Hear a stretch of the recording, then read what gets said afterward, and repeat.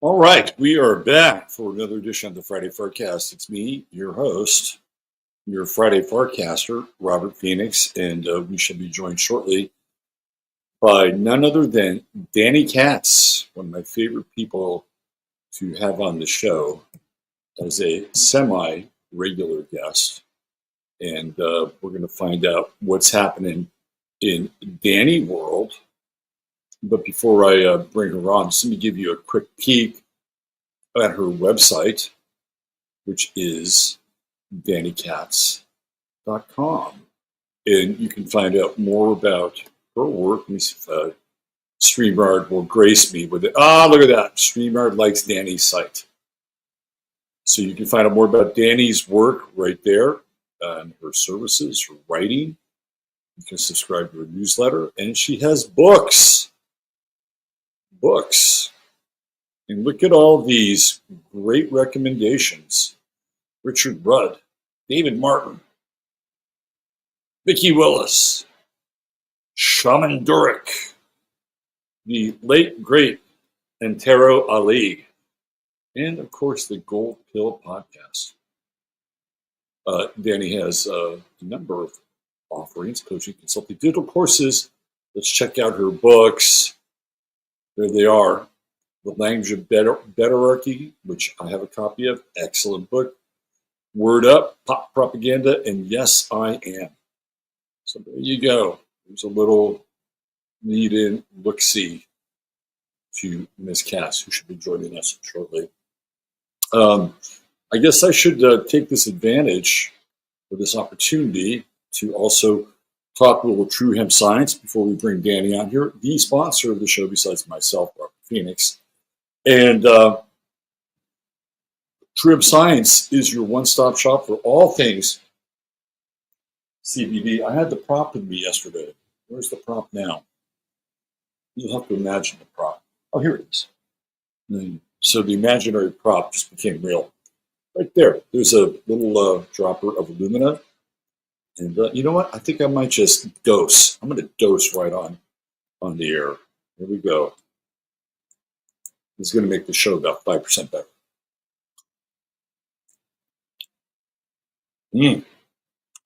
Good old CBD. Anyway, if you go to truehempscience.com and you spend $100 or more, type in 15MINS, you will get the goodie bag. And of course, the goodie bag is an order within the order. No doubt you will get some of the world famous gummies that Chris cooks up over there at True Hemp Science. If you spend $150 or more, there's free shipping involved. And there's always a 30-day money-back guarantee. Now that is American business. Main Street American business standing behind their product. And let's support our fellow American business people. Tariffs aside. All right. Let's get down to business. And let's bring in the one, the only, Ms. Dani Katz. Hey, Robert. How's it going? Hey, can I hear you? Here we go. Hi. Hey, what's happening? How are you? I'm good. I could only get on through disgusting YouTube, and I'm like one strike away from total obliteration. So this might be the end of my YouTube channel. We'll see. No, well, this is on me. Well, this is my channel, right? But it was weird how they wouldn't. I mean, StreamYard, everything's getting increasingly slavey, and like all the big tech squeeze is like amping up. So this was the first time that they required this particular hoop to jump through. So you and I talked about this, I think, the last time you were on the show, and it was the universal change of formats. Right, when they did it like with our Zoom, and it's just this great way to fragment so we can't find anything, and all our momentum that allows us to move forward and make progress gets thwarted by their nonsense. Absolutely. And the other thing that you and I talked about when we noticed, I mean, this was everything. This was across the board, from banking to YouTube, like everything. The interfaces changed, everything changed. And it was like somebody like dropped the message from way up here, right? And it just trickled all the way down to all these different platforms and institutions. You have to do this by this time in order to get something compliant because this is all headed in this direction. And when it gets there, if you're not here, you will not be there. I mean, I really think that's what happened. Oh, 100%. Yeah. Emily and I talked about this Johnny Vedmore video that he put out this week about edge.org. These tech losers have been colluding since the 90s on this stuff. Yeah, that makes sense. Could you imagine being in a room with those guys? And you're in there, and it's completely uncensored and unfiltered. Could you imagine the shit that they talk? Right. And the ideas that they're throwing out there? What we get is the filtered, public, scrubbed version of these miscreants. Right. But behind those four walls, oh boy. Yeah, when they have to behave or pretend to be human or pretend to have sentience or feelings or compassion, and they can just let it all hang out. Right, exactly. Leave your cell phones outside, boys, because we're going to talk about some things here that we don't want other people to get a bead on. Let me ask you a question. Do you think that they get some kind of public mannerism training from certain people? I think so. I mean, we all heard about Obama training with these actors. That's right. Elon Musk has gotten progressively more human behaving since his initial Joe Rogan. So I think he's working with someone. Same with Zuckerberg. Like the last time he was on Rogan, I'm like, wow, he actually seems like a human being.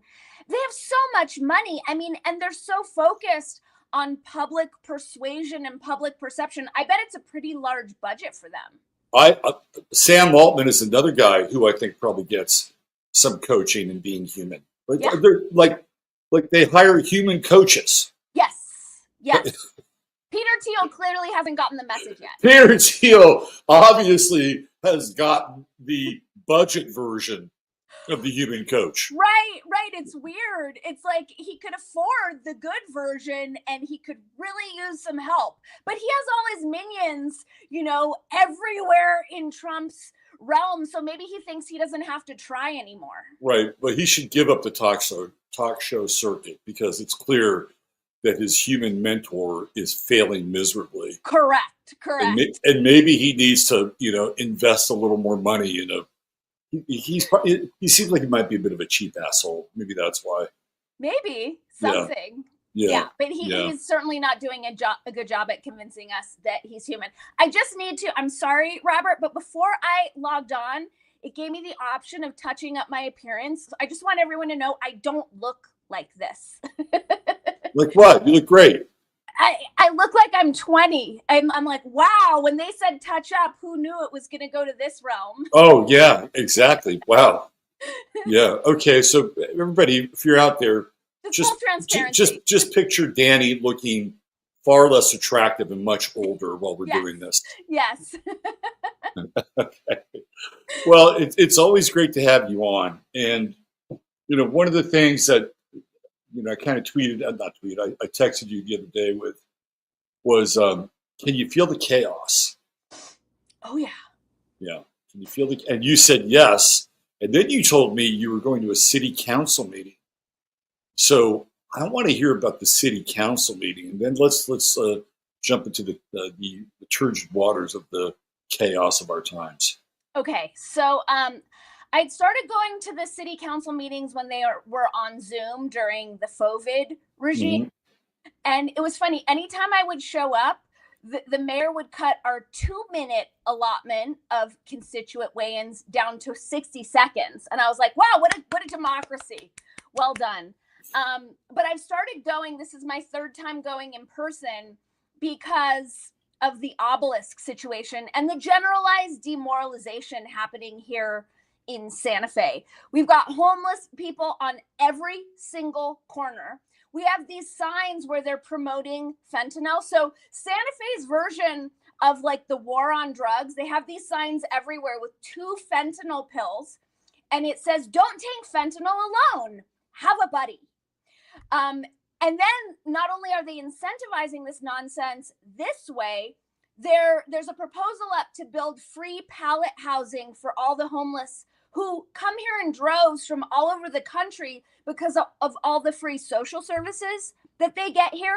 And I talked to law enforcement when my girlfriend and I were accosted by one of these people.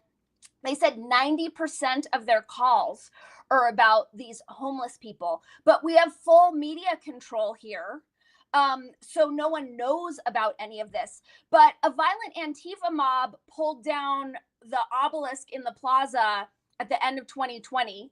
And our disgusting Mayor Weber, who used to own, I think it was Fast Company, and he's not from here, he told law enforcement to stand down. And since then, we have this ugly, like graffiti riddled mess in the middle of our plaza, which is an embarrassment. It's like, there's no dignity. There's no self-respect. You can't pull together a few $100s to clean the graffiti off the center of our plaza when people come here from all over the world. So then a federal judge ordered at the end of last year that the city of Santa Fe fucked up and they had to put the obelisk back. The mayor continues to fight it. And now they've just thrown $100,000 at some out-of-town survey group, at our out-of-town city manager who came here from California to study if it's feasible to move the obelisk to a graveyard. There's no consent of the governed on any of this. None of this has been put to any votes. It's like, okay, they have $100K to think about moving it, but they don't have a grand to clean it. They're completely dishonoring our history. So this city council meeting, I put together a whole presentation on how this is all part of a giant demoralization campaign and comparing the taking down of statues to Mao, to Stalin, to Hitler, to Saddam Hussein, to help frame it in light of what is truly going on here. And I think the reason why they're wanting to move it now, I think it's about the geography. There's something about that place where the obelisk used to lie that the lizards want access to. So I think it's really more important than ever that it's restored. Oh, that's interesting. Yeah, Santa Fe. I have a lot of thoughts about Santa Fe. It's been a while since I've been there, but even when I was there, which was, I don't know, maybe about 5-6 years ago, it always struck me as one of these places in America where you will see the greatest disparity of wealth in this country. You will see the most spectacular homes in Santa Fe. You will walk through the doors of the most incredible restaurants. Mm-hmm. You will be able to mingle in art galleries with tremendous art, right? I mean, all of that is there in Santa Fe. And then you have, now it's the homeless situation. Yep. Before you had the native situation, mm-hmm. which was, you know, sort of like prairie ghetto, right? Like there was that. I mean, that was there. Now you have the homeless on top of that. Exactly. And it's like, wow, this is really mind-blowing, right? It to me, again, if you want to have like a comp, it would be something along the lines of like, I don't know, maybe Sao Paulo or something like that, right? Like this is what's happened to America, you know, this deep third worldification, which would never have been allowed 30 years ago in almost any city across this country. No, it's super frustrating because I saw this happen to LA. And in 2019, I did a big road trip up to Vancouver Island and back down, looking at different places where I could live because I really loved the Pacific Northwest and I wanted to be somewhere in Washington or Oregon. And the culture, the gross woke virus had infected in such a big way. Plus, I saw that everything that was happening in LA with the homelessness, the tents, all that was happening everywhere. Thank you, Airbnb. Thank you, Peter Thiel. You know, you look at his holdings, it's everything that's destroying our country. And so you haven't been here 5-6 years, you probably wouldn't recognize how bad it's gotten under this disgusting globalist mayor. And the worst part about it, the hypocrisy, is that it's the rich white liberals who aren't from here who are pushing all their woke DEI disempowered nonsense, who have the gall to tell the native Santa Fe people that they're doing their culture wrong and that we should just adhere to what these rich white people think the poor dumb brown people need. Like, it's so gross and disrespectful. They had a celebration of the soldiers monument that was taken down 2 weeks ago. The mayor didn't even show up. Wow. Yeah. I mean, look, I ran for city council here in Fredericksburg, and I got kind of an up close and personal view of how politics at a local level works. And the guy who succeeded the mayor, who was the mayor when I was running for city council, this guy's a real piece of work. Mm-hmm. And so the reason I'm bringing this up is because he sounds a lot like your mayor in Santa Fe. And one of the things that we had developed a very sturdy, loud coalition. Mm-hmm. And people didn't like us because we would come to these city council meetings. And when COVID was happening and they were Zooming in to these city council meetings, we were holding our own alternative city council meeting in a separate space. And we would Zoom in to the city council meeting, and then we would pan to all the people that were there inside the space. Like, we were, generating like this serious threat in a lot of ways. But again, you have to be able to not be liked in order to do something like that. Because there would be people, all these people do is complain, and why don't they just shut up, and nothing is ever good for them. It's like, really?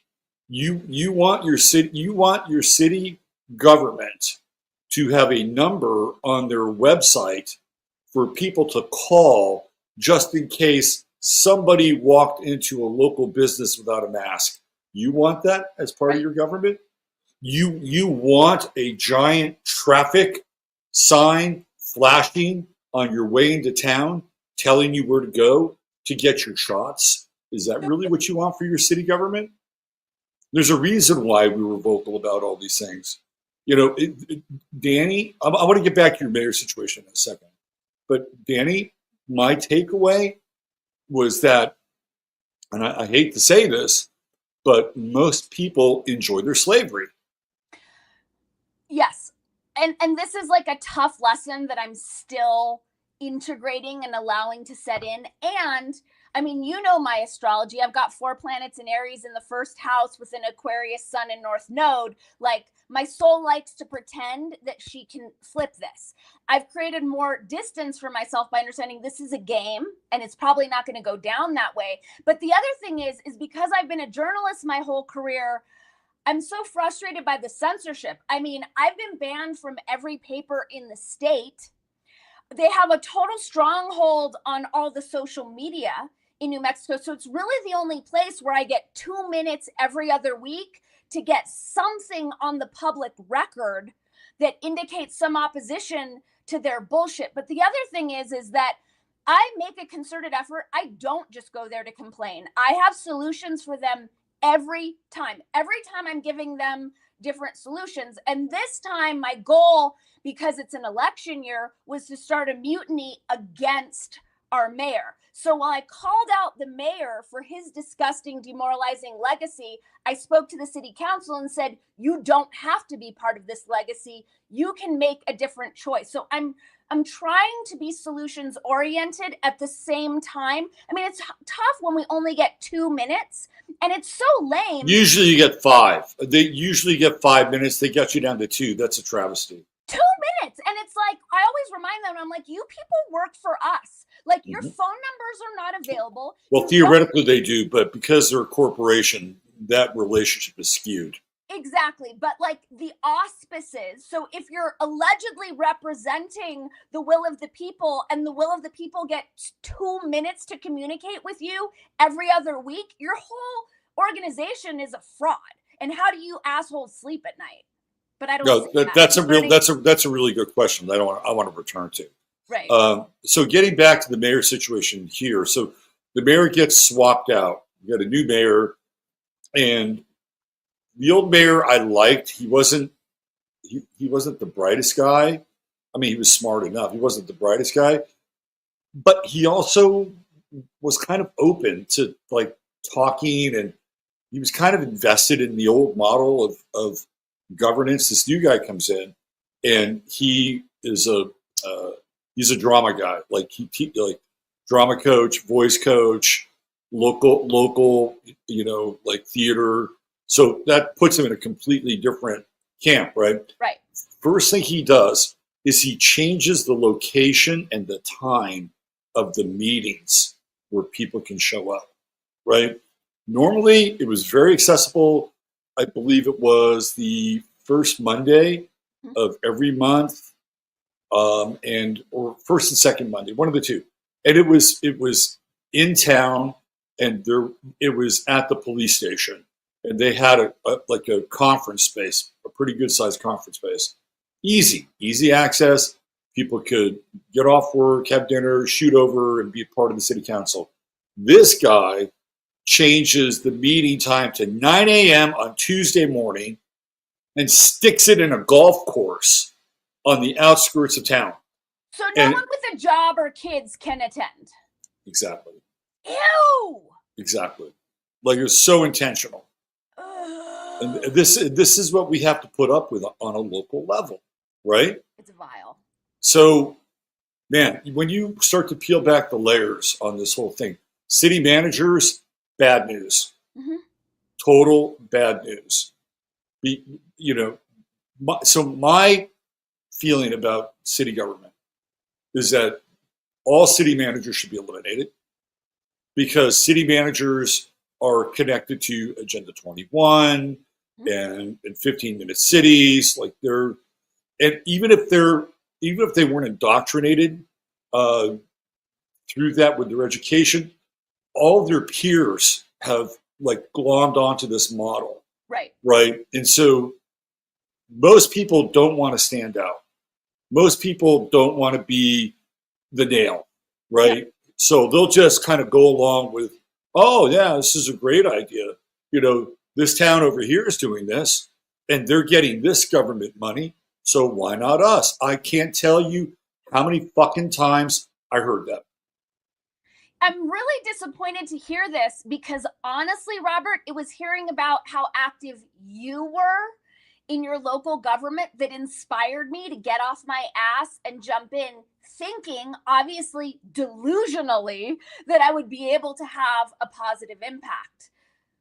By the way, I wouldn't want to dissuade you from doing what you're doing, because I'll tell you why. You never know who you're going to hit. Right. That's the part that is the thing that I didn't always understand. Like, when we do podcasts, Dani, we're out there, we're sort of streaming into the universe, right? And every now and then somebody will send me something. Like, I don't know who this person is. Right. And they'll go like, hey man, I really like what you said. And, I listened to it, and have to tell you, it caused me to rethink a lot of things in my life. Right. You just don't know where something's going to land. So I hope you stay in the fight. I think it's a worthy fight. I'm going to, because I'm not down with apathy. When I see so many problems and I'm so solutions oriented, that I feel a duty to at least try. It's my city and I don't like the way it's going. And because so many other doors are closed, I'm going to keep taking advantage of this one and hope that, because it's an election year, one of these ambitious city councils will pick up what I keep throwing down, because I do keep giving them a lot of solutions. If one person who is running for mayor would run on, we're going to outlaw Airbnb and VRBO and fix the rental crisis here, because we have over 3,000 units that are just over there for Airbnb, and we're not giving business to our hotels. Yeah. And it makes our neighborhoods less safe because people don't know who belongs. There's no there, and look, we ran into this here in the Hill Country too, right? If you have, and I did such a deep dive into who owned what, and it's like, oh, these motherfuckers in Houston have a corporation, and they own about a dozen of these places. Right. Oh, these motherfuckers over here in Austin, oh, they own about, 10 of these things. I found even multinational corporations with offices all over the country owning places.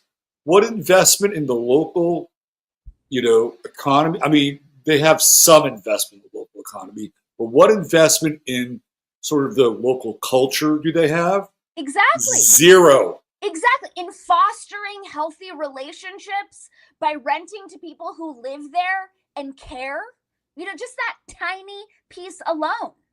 Yep. And not to mention the people that will come in and use Airbnbs. They don't care. You They ask don't- them to keep it down at 2 a.m. No, they don't give a shit. They don't give a shit. Exactly. They have no investment either. They'll be gone in 3 days. Big Exactly. middle finger. I'm out of here. Right? Yeah. No, I'm with you. It has to stop.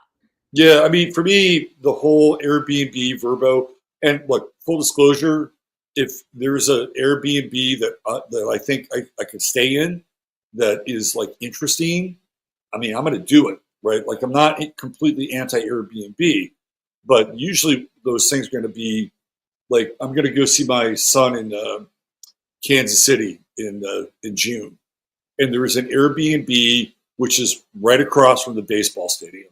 Mm-hmm. And there's no other houses around it, right? And it's like a cool, interesting little boutique thing. Like that Airbnb is not going to threaten anybody else, in that kind of echo culture, right? Right.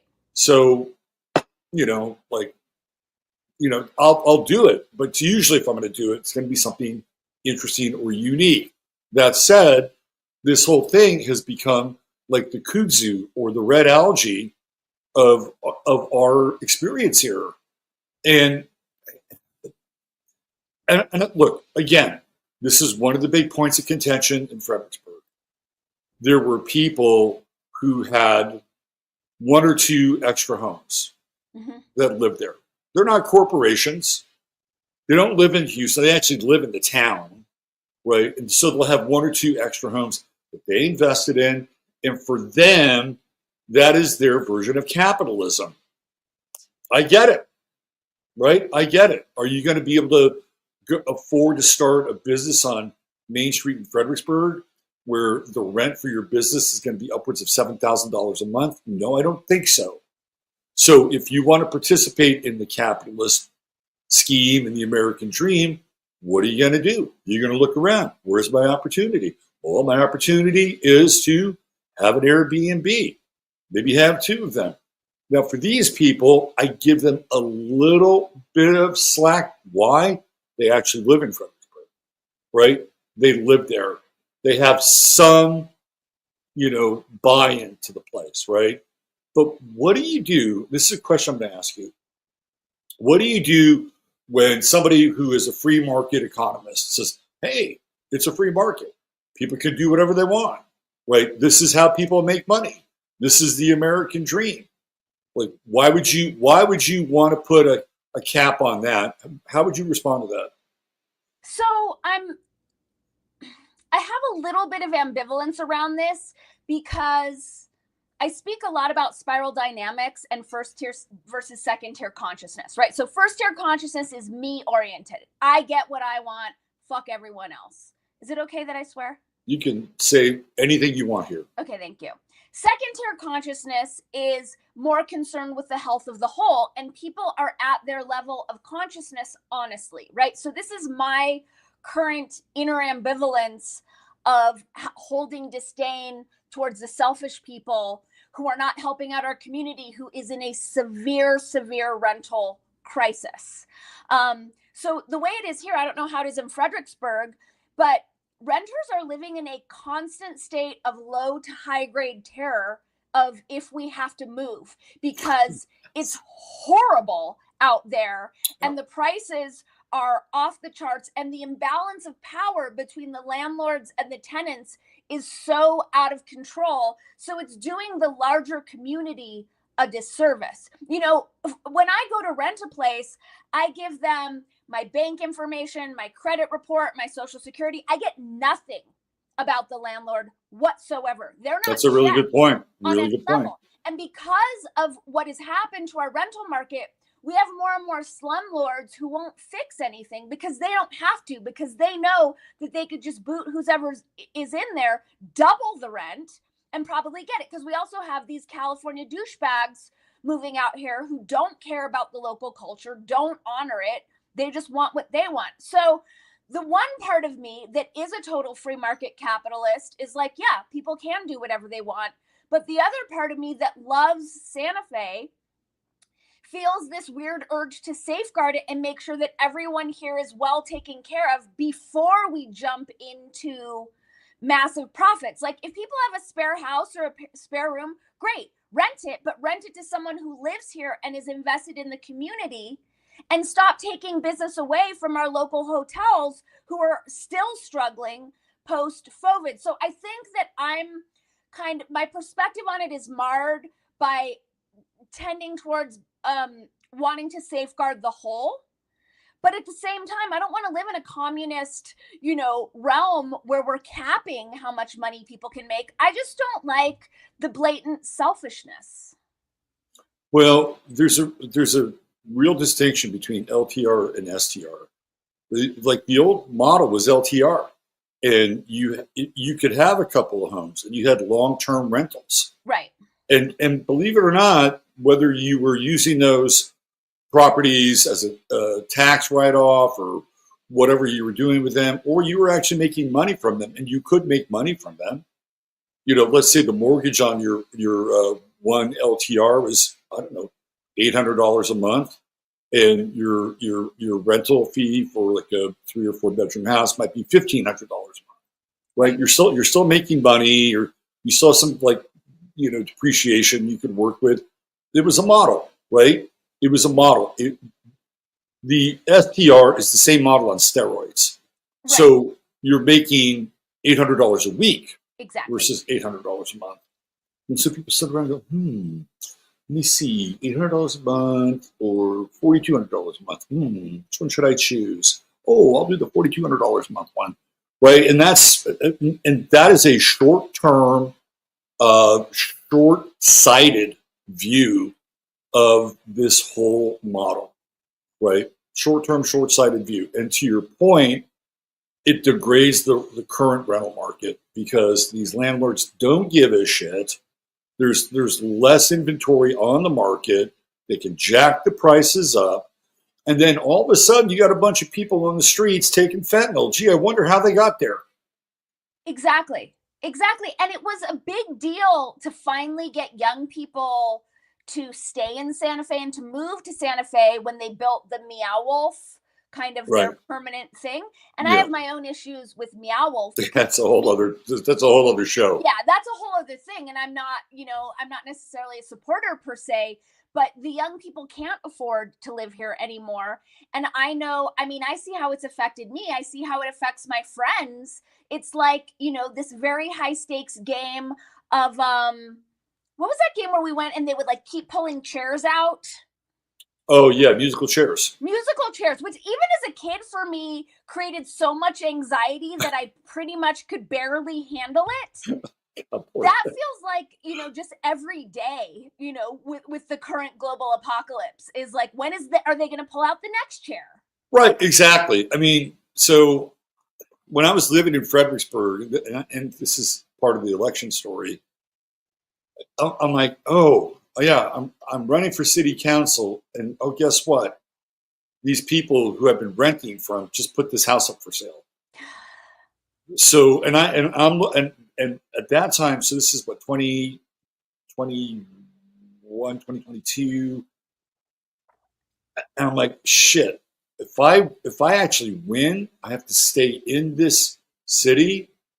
And I'm looking at the inventory, it means I'm moving back into an apartment, right? Because everything was gone. Right. And if I did want to rent something, it was going to be almost twice the price I was paying, which is absurd. Yep. And luckily, because of pretty good house juju here in this part of the world, I was able to find a place and upgrade. And I could have stayed there for a much longer period of time, but life things happened, so I moved. But that's what I was feeling. It was like, shit, now I got to move. Right? I just got here. Place is working out. I'm a good tenant, perfect for a lot of the things I'm doing. And there are people that live with this all the time. It is this existential kind of, when is that blade going to fall? And I have to leave. Right? And that's just one thing. But that's a huge thing because It's that's huge. Like root chakra. It is total root chakra stuff. You have so many people living in an unstable root chakra paradigm. Those people can't unify, can't move their lives forward, can't thrive, can't delve into their spirituality because we're back in survival. It's such an obvious, like globalist social engineering strategy. And what that does, and it brings us back to sort of the beginning of the conversation, is that it creates more chaos. Yes. More chaos in people's lives. And we are living in a time of pretty high chaos. High chaos, and yet still with stability, right? That's weird. That's the other part of it. And I've talked about this. You walk outside, you walk around, everything kind of looks the same. Right. I was in HEB the other day. Boy, plenty of people at HEB. I always call it. Yeah. So there's this weird paradox because there is a lot of instability in the air. And yet there's also this kind of strange continuum that allows people to check in and say, well, it looks the same, feels the same, smells the same. So what do we have here? We have cognitive dissonance at its finest. Completely. But we can feel the tension. Like we can Force. Feel the squeeze. I watched whatever the Leo Kings thing. I think I asked you about it last month that I was expecting everything to go sideways. And I know there was that huge earthquake in Myanmar. Yep. But was was it supposed to be messier than that? Did it shift kind of the fundamental, like tectonic plates and we'll feel it, in the next few weeks, months? Like, how did that go from your perspective? I think a lot of things that not all, but a lot of things that happen are manipulated, and that includes natural disasters. Of course. And I would throw earthquakes into that mix as well. For sure. My question would be, what kind of lesson did they want to teach Myanmar? Like, what was going on there? What was happening globally? What kind of resources are available? Like, these are the questions. Whenever something like that happens, these are the questions that I ask, right? Yeah, what do they want? Or what do they want? Or what are they being punished for? Exactly. So I don't, I haven't done a big deep dive on Myanmar as a result of that because there's so much else going on right now. But this idea that we are living, clearly, when you look at what's happening in some of these places like Santorini, like there is shit happening. There is geophysical disruption that is taking place. And that is going to be something I think we're going to see a lot more of, and particularly from underneath the ocean, like this subaquatic geophysical disruption. We're going to start to see more of that. And all that stuff has an effect on our consciousness, whether it's theoretically natural or simulated. We all feel it, right? We all, there's, as much as they try to turn us into some kind of, artificial being, we are still very much connected to the natural and animal world. We have instincts like animals. We feel things before they happen, right? So people are going to have their biosensors out all the time. And because we've gone through so much trauma, those biosensors are like 24/7 turned up to 10 because everybody is hyper vigilant looking for the next fucking shoe to drop. Right. I've had a long-term theory growing up in California, and I know you also spent a long time in California, that the reason why Californians are so airy is because growing up with earthquakes, we couldn't really trust the ground underneath our feet. So we had no choice but to revert to the ethers to find some sort of grounding up there. Yeah, it's true. I lived right on the Hayward fault line when I was living in Berkeley. One time I'm like kind of in the basement of this house I'm living in. It's a two level thing. Like there's part of the house up here, part of the house below, and in between there's some storage. And washer dryer, and I'm doing some laundry, and a freaking quake happens right on the fault line, and I just watch the entire structure of the house torque. Like, I'm like, whoa, that's interesting, right? That shit will affect your thinking. Trust me. Oh, yeah. Yeah. Oh, yeah, because it's like in every moment, like, is it going to happen now?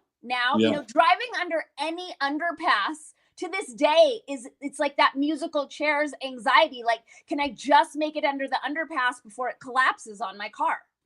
Yeah, I mean, there is that, because there's been so much weird, trauma around these earthquakes. You had a couple in LA. You had the Northridge quake, which was massive.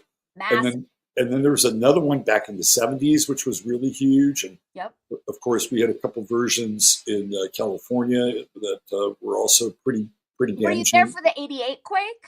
No, that was really weird, because I was living in Seattle, and I was actually working at this restaurant, and they had the World Series game on.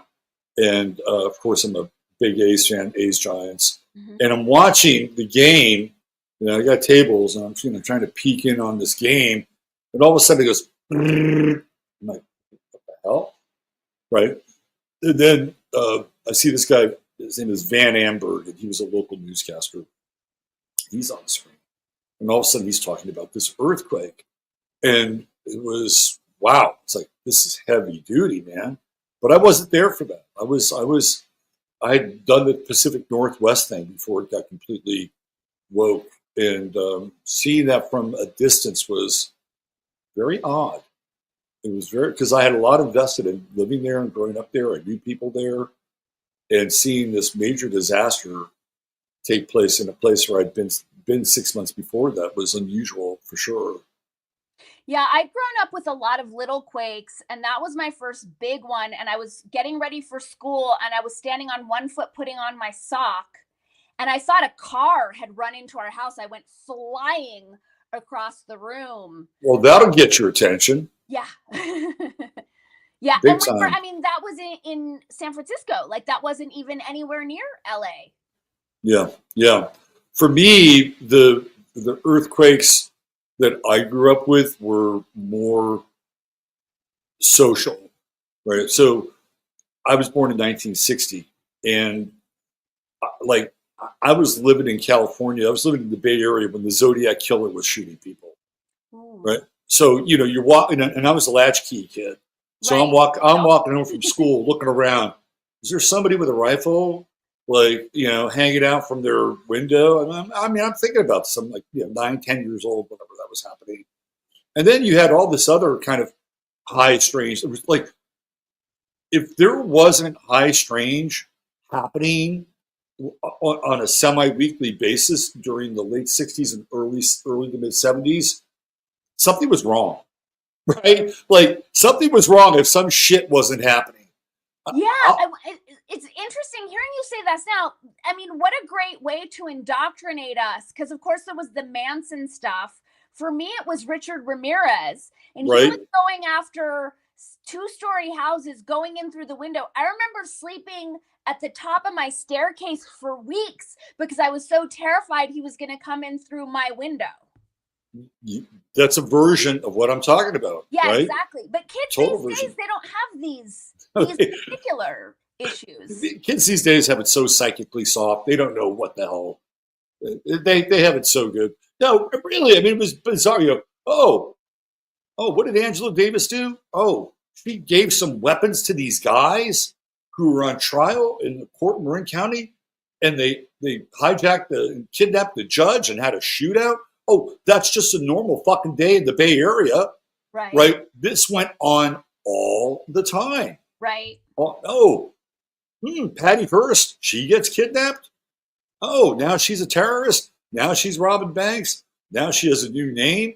Oh, look, Bill Walton's tangentially involved. Oh, look, they're burning this house now in Southern California because that's where it was like this fucking constantly.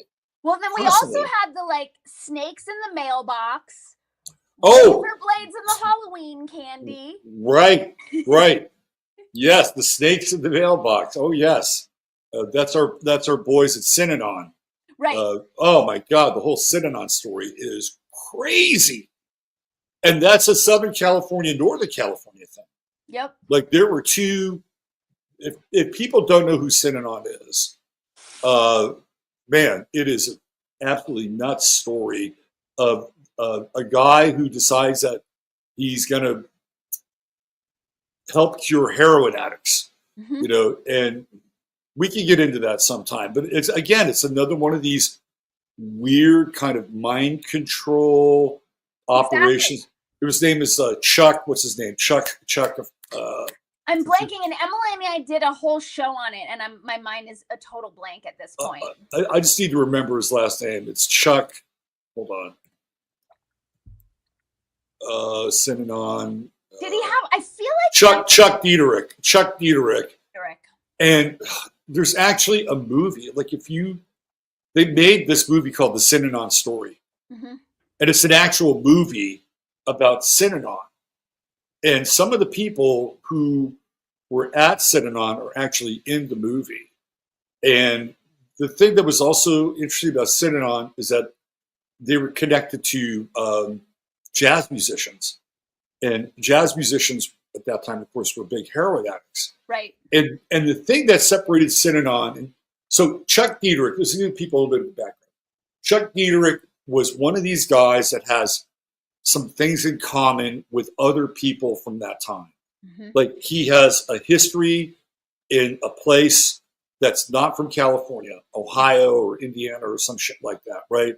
He's got a family and he winds up abandoning his family, goes to LA. I think he's kind of in the aerospace sort of, you know, shocker. Grauman, total shocker. Grauman world, loses his job, right? And he becomes an alcoholic, big time alcoholic. There's a guy at UCLA who's doing LSD experiments at UCLA.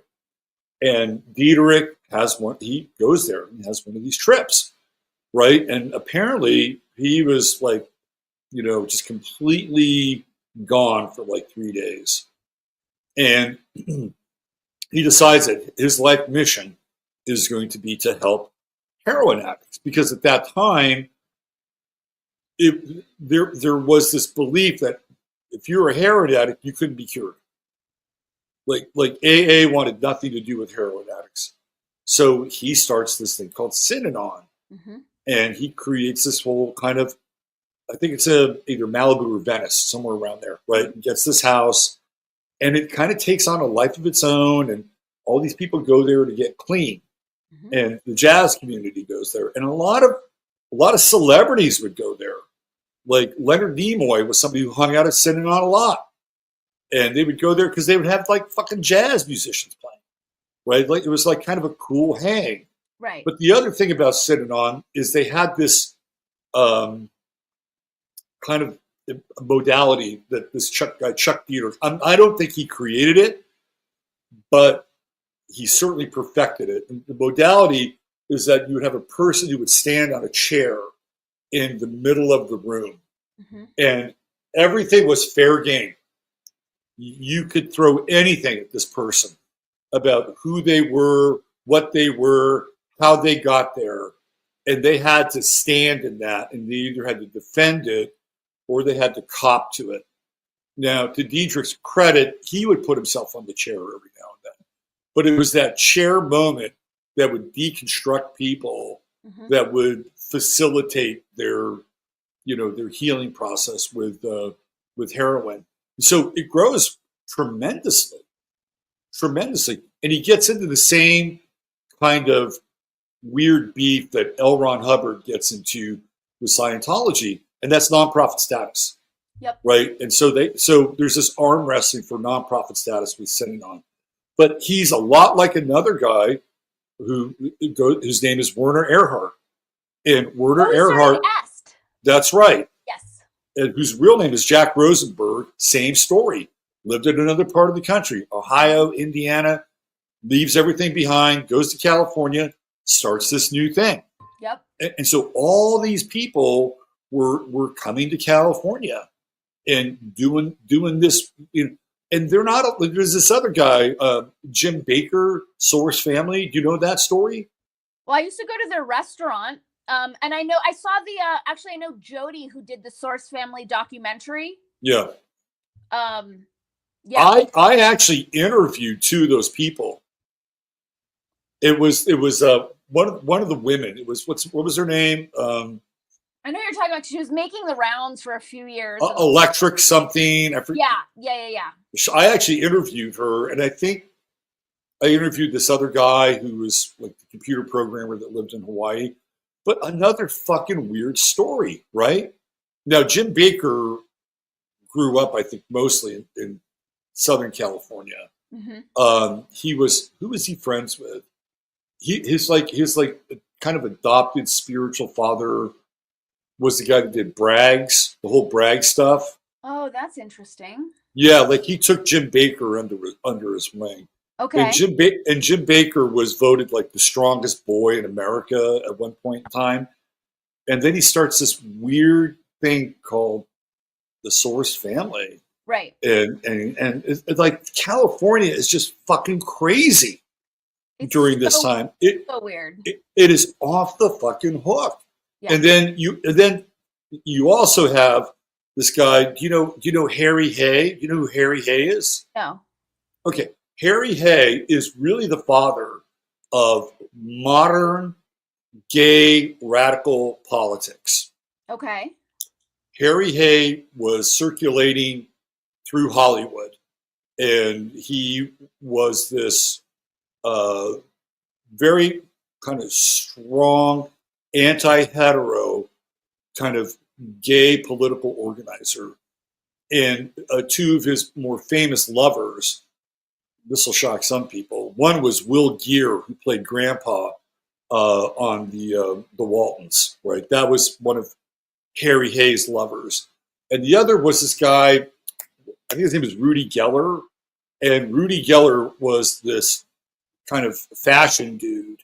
He was much younger than Harry Hay. And Rudy Geller did all of the costumes for Space 1999, the TV series from England, which is about this part of the moon that gets blown up, broken away. And if you look at all the costumery in Space 1999, it's all unisexual. Like there's like no difference between what men wear and what women wear. Right. So what they do, what the two of these guys do, is they create something called the Mattachine Society. And the Mattachine Society is basically an aggressive, radical gay society whose main role is to subvert heteronormative culture. That's what it's about. And they're the ones. What years were they active? Was this like 70s? 60s and 70s. Okay. They're the ones who are behind the Stonewall thing in New York. Okay. They're the ones that organize Stonewall. They're the ones that get these people to fight back, right? And say enough is enough. If we want to, jerk each other off in a club or a bar, let us do it, right? They're the ones that are behind it. There's also connections between the genesis of NAMBLA and the Mattachine Society. There's a connection between the two. Okay. So when the Mattachine Society leaves LA, which is where it's really located, where do they go? They go to San Francisco. Right. And what happens in San Francisco? You have an explosion gay. Of gay culture, right? Castro Street, Harvey Milk, hello Dan White, hello George Moscone, hello more craziness and madness. Sort of the end of the 70s. Then you have Jonestown. Hello, Jim fucking Jones. I mean, this shit was so commonplace growing up in California. It was like if it didn't happen, you were shocked.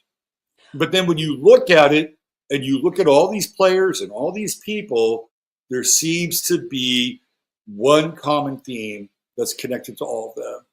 And that is complete and absolute cultural disruption. Right. And that's what and I learned to live with it. It forged my psychology in a lot of ways. Like I'm more okay with chaos than a lot of other people are. But, not everybody is. It's interesting how you're framing like the times in which we grew up. I hadn't thought about all of this particular like very violent chaos that was, and so much of it was related to activism, right? The conflation with the like Angela Davis and this thing. And I'm realizing how this has shaped us versus how the ensuing generations, the psyops bestowed upon them, have shaped them. Right. Oh, and I haven't gotten into like the Black Panther Party. Are you kidding me? Right. Huey Newton, Eldridge Cleaver. I mean, all these guys are running around Oakland, and Eldridge Cleaver obviously working for the CIA. I mean, he was an asset, right? Shall we talk about the Summer of Love and everything that goes down with the Summer of Love, Laurel Canyon? Holy Christ, right? You add all of that up for a concentrated period of time, roughly from about 1963, 64 to, I would say, the end of the 70s, because that's when they shut everything down, really. Right. There's no other period and place in American history, maybe history in general, that is so chaotic. Right. I would say culturally cultivated. Right. And just utterly bizarre. I challenge anybody to find one period of time in a place that goes basically from San Diego to the border of Oregon, mm-hmm. and condense it all to that one place in roughly about a 15 period of time. You won't find it anyway. And also that California is like a hub from which, American culture and thus global culture emerges from. And is it any accident that like Silicon Valley and this whole techno-fascist thing has also found its roots in California? Oh, absolutely. We could go two layers deeper. What about Walt Disney and McDonald's? Right. Disneyland, Ray Kroc and Walt Disney, born in the same fucking town. And where? Illinois. Where do they go? California. Yeah. Right? Right. Yeah. And they both kind of revolutionized the world in their own way. Like, it's crazy. Like, California, you're absolutely right. It becomes this kind of linear accelerator, right, of global culture. And how much of aerospace is also housed there. That's like, right. Yeah, I mean, we can't deny the significance of California, which, of course, the way my mind works has me wondering what's under California, what's under the ley lines, what's really going on geomantically with California in terms of its location in this realm. Yeah. No, it's a very different kind of place. And I'm sure you've spent some time kind of migrating around the Bay Area. Yeah. So there are 3 mountains in the Bay Area, 2 of which are quite well known. One is Mount Tamalpais, mm-hmm. and the other is Mount Diablo. Mm-hmm. And Mount Diablo is the bigger of the 2 peaks. And Mount Diablo is called Mount Diablo because whoever lived there would do their little dances and shit there, right? So, that's the devil, right? Right. But these 2 mountains, and then you combine that with, there's another kind of lesser known mountain called Mount Montera, which is on the coast where I used to live. I used to climb up to Mount Montera. I don't know if I could do that today, but I used to climb up there and I could see this triangle between Mount Montera, Mount Tamalpais, and Mount Diablo.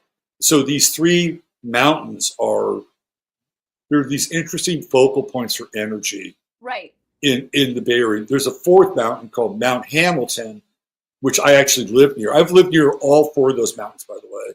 Okay. And Mount Hamilton in the Bay Area, which I think is the 3rd highest mountain, which they have an observatory on. And you ask about what's beneath the California and the lands. These mountains have something to do with that. Right. There's something about these 4 peaks in California that are almost like these energetic cones, mm-hmm. that distribute this energy.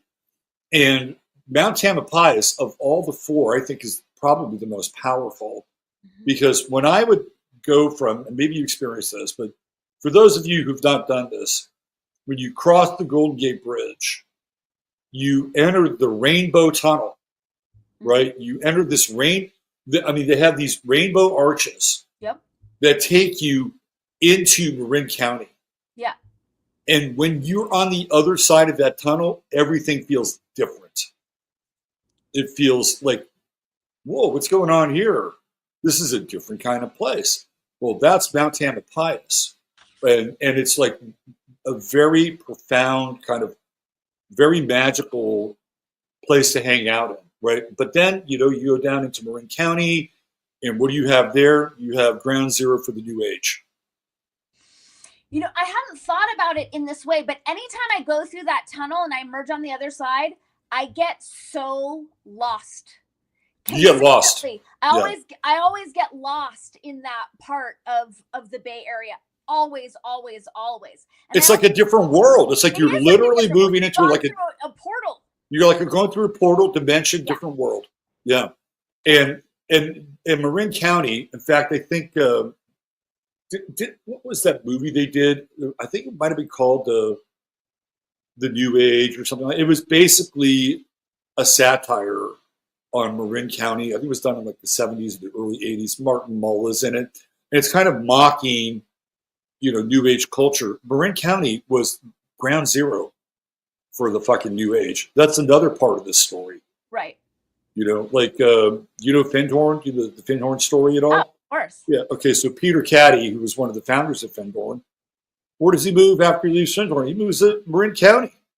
Interesting. And that I actually met Peter. I used to hang out with Peter, go on these walks, these mystical walks with Peter. And so that's another, kind of bastion of something that's really influenced this country, this culture. Like, we're way downstream from this whole kind of inception of the New Age, but Marin County is really where it takes root, because you have people with disposable income, right? And they can meditate on their navels, and they can afford big beautiful crystals, or they can do all these different things. Or all the Esalen stuff. They could go to Esalen for a week and drop out. Right, exactly. That's another thing. Esalen, right? Huge. Cannot underestimate the influence of Esalen on culture. Right, exactly. And when you just add all these things together, then you're like, holy shit. Right? Yeah. Right? Yeah. Harbin was another piece. Oh, Harbin. Like in my time. Yeah. I used to go to Harbin a lot. I used to go to Harbin a lot too, but remember, so Harbin caught on fire. Matilaha in Ojai caught on fire.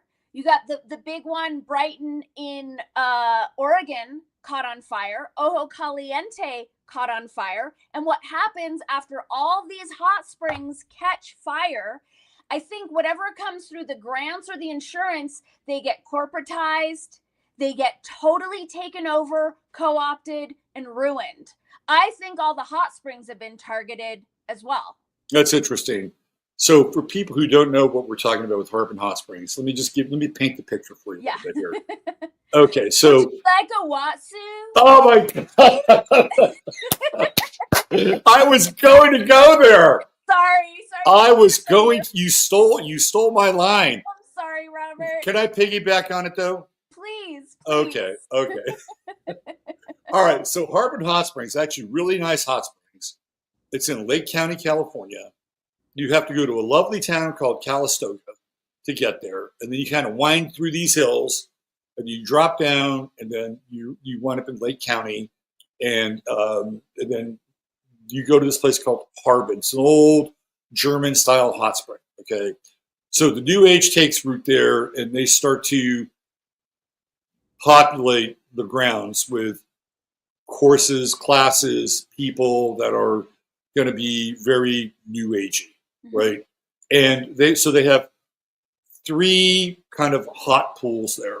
There's one that looks like a kind of a pool, kind of a small pool, and it's hot, warm. But if you're in it for 5 minutes, you acclimate to it, right? Then the next one that's right next to it, which is in like this little sort of temple space, is incredibly hot. Like 180. Yeah, like you go in there, and if you can last like 5 minutes in that thing, you're a pro. Yeah. And then after that, they have a cold plunge on the other side of that. So that's kind of the progression. Now, the bigger pool, now remember, clothing optional, but most people are not. Okay? Everyone. And so they taught this style of massage called Watsu. And it's this water kind of massage where you're cradled and things happen. And there would be these dudes. And you know the type of dude that I'm talking about, right? He has long hair. Crystals. Right. He is wearing a crystal, long hair, generally has facial hair. Mm-hmm. His hair is like tied back into a braid or something. Right. And he's usually pretty thin, and these guys are like, they're fucking sharks Mm-hmm. of the pool. And they'll find a woman. I'll start talking to this woman by herself, and they'll say, "Would you like a Watsu?" Uh-huh. Oh, what's a Watsu? Well, it's this really beautiful, divine massage that takes place in the water. And I'm trained in Watsu, and if you'd like to experience one, I'd be happy to share Watsu with you. And that was their way to fucking pick somebody up. Totally. It was super predatory. Yeah, it's like they're sharks, and then next thing you know, she's on her back, right? And it gets more and more nuzzly, and go take it to your cabin, right? And so this is what Harbin was kind of about, right? Like every now and then they'd have some interesting people that would talk there, but the whole free love culture and the whole polyamory culture really emerges from Harbin. That's my take on it. Oh yeah, there was this guy out of Australia, Paul something, and he used to hold like annual retreats there. And they were all naked and they all end up in these orgies. The main practice was actually like a verbal sharing practice, but Right. somehow it became orgiastic. There was a documentary about it. I mean, it's one of the weird things about hot spring culture anyway, because traditionally hot spring culture is clothing optional.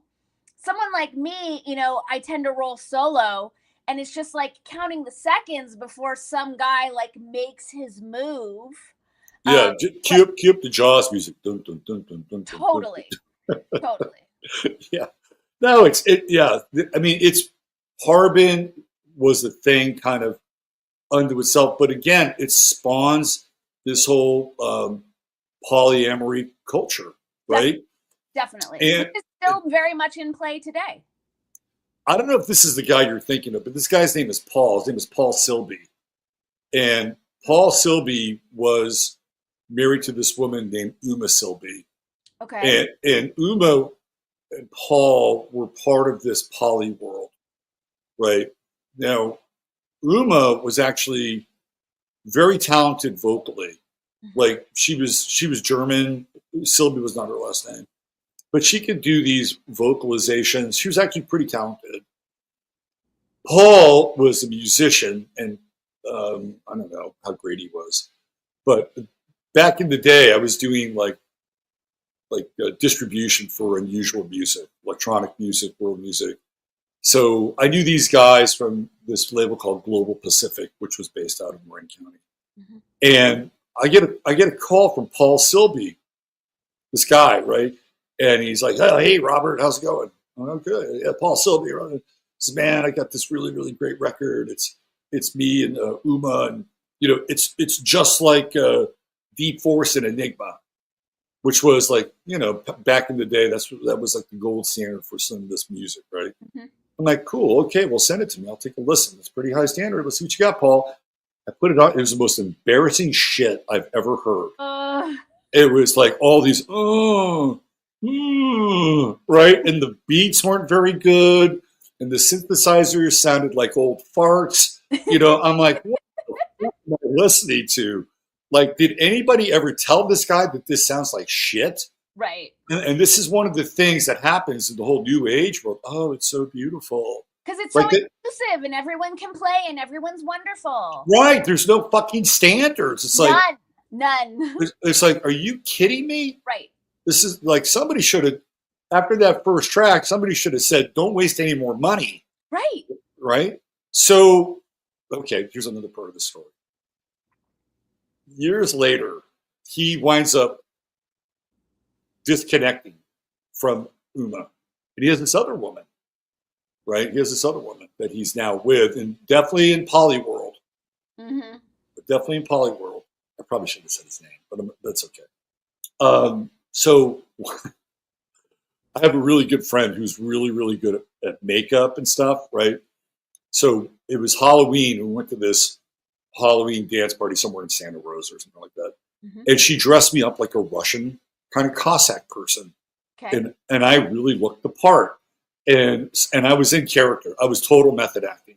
Nice. Right? Yeah. And I'd had a few libations, Mm-hmm. right? And so I'm totally in character, and I'm talking with this guy, and I said, "Hey,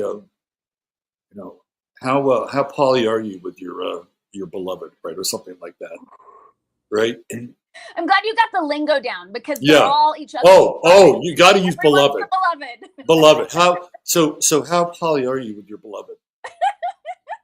Okay, and I'm going to try to massage this in a way. He was poly with a price.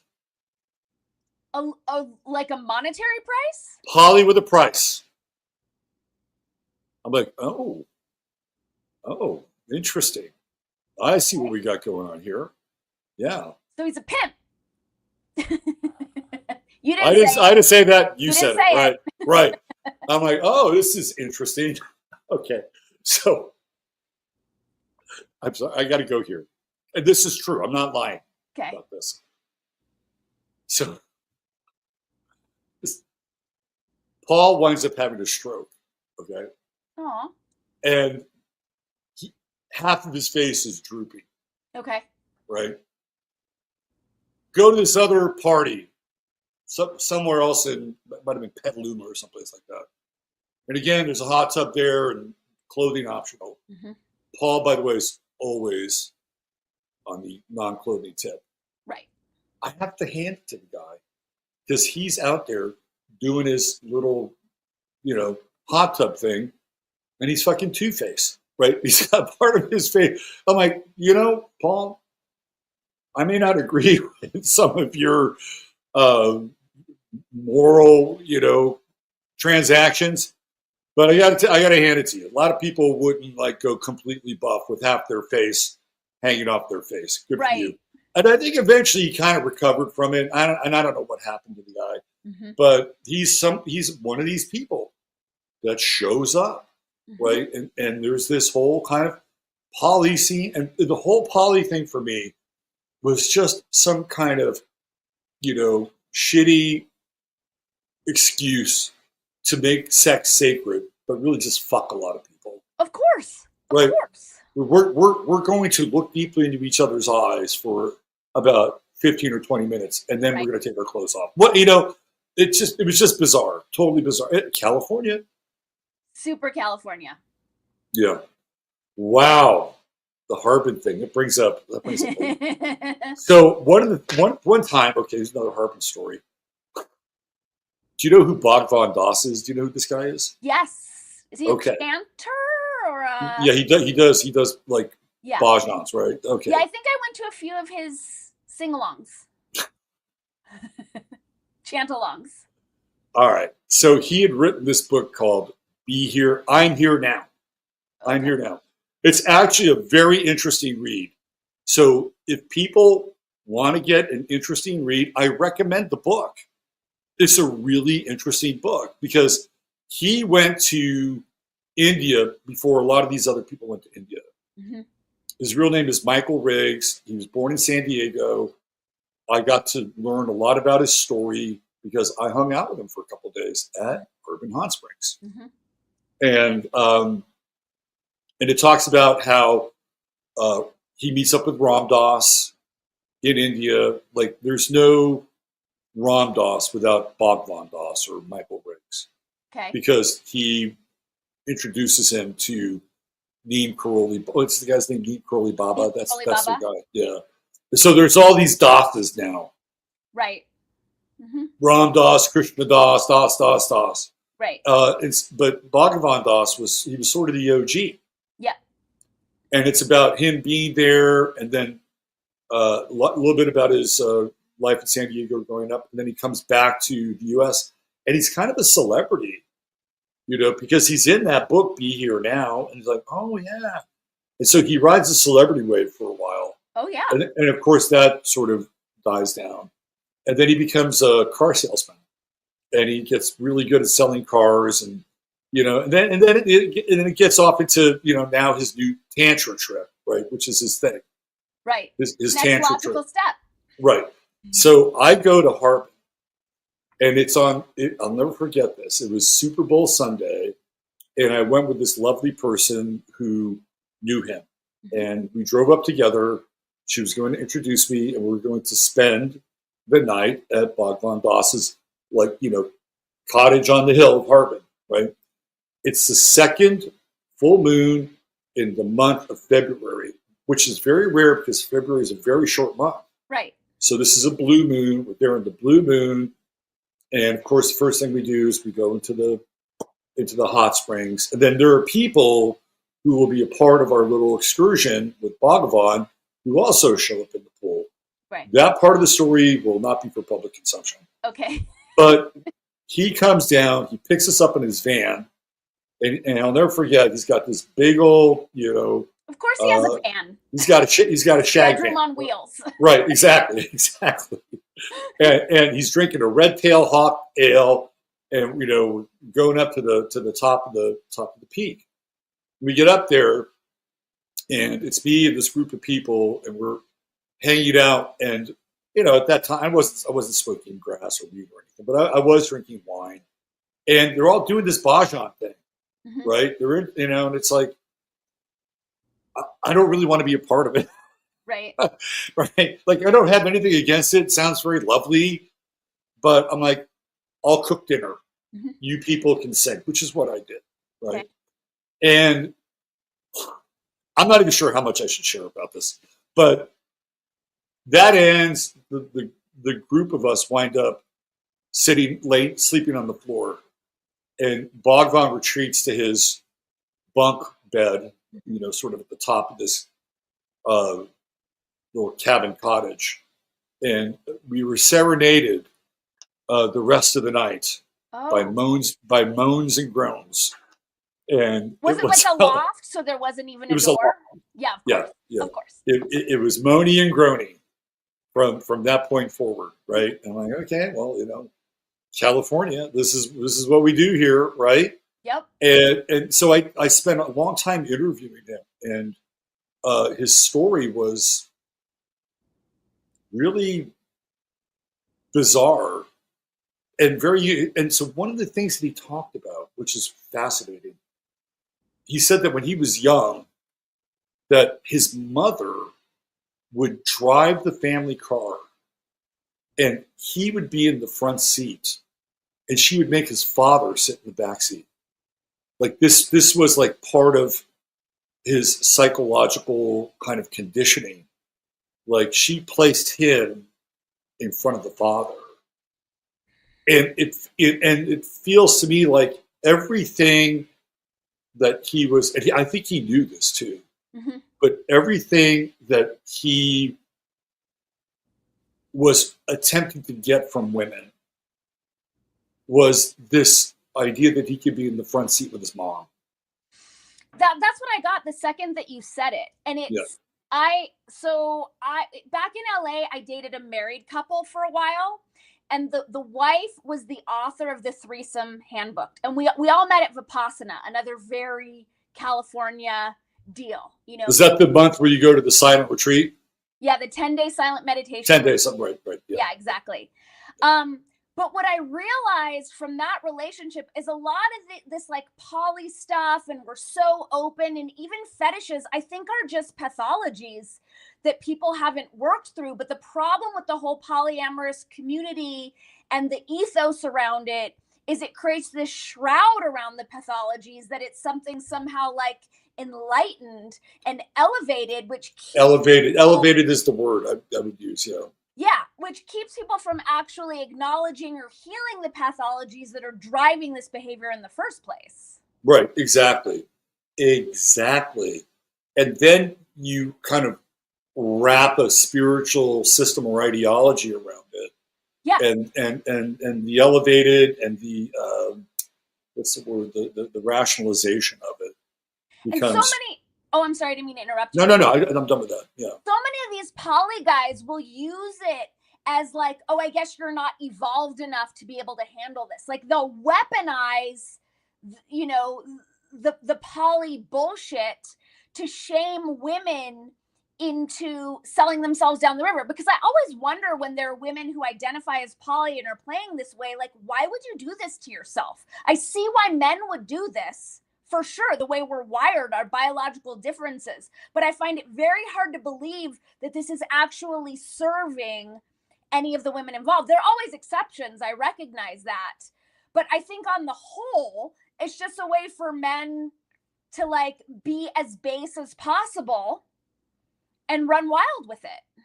I think there is, yes, it's like, I could be a monster, but guess what? I'm an enlightened monster. Exactly. Yeah. And if you're not down with it, then it's because you're not enlightened enough. Exactly. And you should really work on that. Exactly. Now, there are other parts of this, though, from the female side, because everything is about power. That's what I think. Mm-hmm. Everything's about power. And so there are weird power exchanges that go on. And so at a certain point, the dude who thinks that he's enlightened or, can handle, multiple channels of female ecstasy, at some point, he will eventually wind up on the bottom. This is just what happens. Mm-hmm. Because there's going to be some woman somewhere who will flip the power exchange.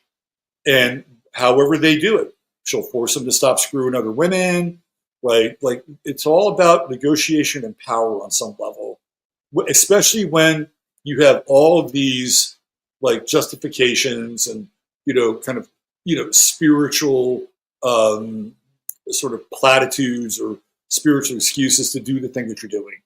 Exactly. They're the same as these like fake alt media shows, like gatekeeping what's really going on. You have this spiritual shroud that's gatekeeping the pathologies, trauma, and pain underneath this whole shtick. And it's really, again, it's California. And so for me, my chart relocated in California. I have Uranus on my ascendant in Leo. So I lived a pretty kind of very Uranian life in California. Mm-hmm. And I wasn't always attached to, how do I say this, norms, like traditional norms. Right. So not that I was, Mr. Poly guy, I wasn't. But if I was in a relationship with somebody who was very different, I had a lot of latitude for that. Right. Right. And one of the things that came out of that Bhagwan Das thing is I wound up having a relationship with one of the people that was there later on. And again, this speaks to some of these things that happen in California. Mm-hmm. I find out she's a sex worker, right? Right. She's a rub and tug. She's a rub and tugger mm-hmm. who's paying her way through college to get her degree in psychology, mm-hmm. right? And there was this place in Berkeley. I don't know how much you know about Berkeley, but it's kind of like North Berkeley. And there was this bookstore called Shambhala Books, mm-hmm. really cool bookstore. It was just down the street. In fact, it's right next to Katz's Deli. There's a Katz's Deli there. Mm-hmm. And it's right across from Pete's on one side and then the cheese board on the other side of the street. This place was your average, normal-looking sort of suburban house, mm-hmm. right? But it was anything but that, right? Behind that, kind of patio and their door that you had to, buzz in or dial a code. It was the rub and tug queendom of Berkeley. And this is where all these young women would go and do that, right? So it wasn't just her place. No. It was like a capsule for all. There was the rub and tug madam whom I never met. Okay. Right. But there was a woman, it might have been more than just the woman, who was running that whole joint and employing women around the clock to do sacred massage. Right. Right. And it's like you would never have known it. Right. You would never have known it. And so she would tell me about it, right? And I was like, but I had to ask myself, well, how do I feel about that? And honestly, at that time, I really didn't give a shit. Right? It's like, okay, it's your job, whatever, as long as you're, not taking your work home with you, I guess we're okay with it, right? I'm okay. I don't give a shit. At a certain point, it tilted a little bit, but it has nothing to do with her work.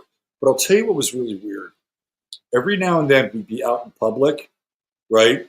And there might be a dude in the room who would look at her and kind of like go like this, or I'm like, oh, okay. He got the 5-finger climax. That's what he got. Right. Yeah. So how did I feel about that? I didn't know, whatever. I wasn't really that attached to it. Yeah. But again, that's California. That's how these things kind of sort of evolve.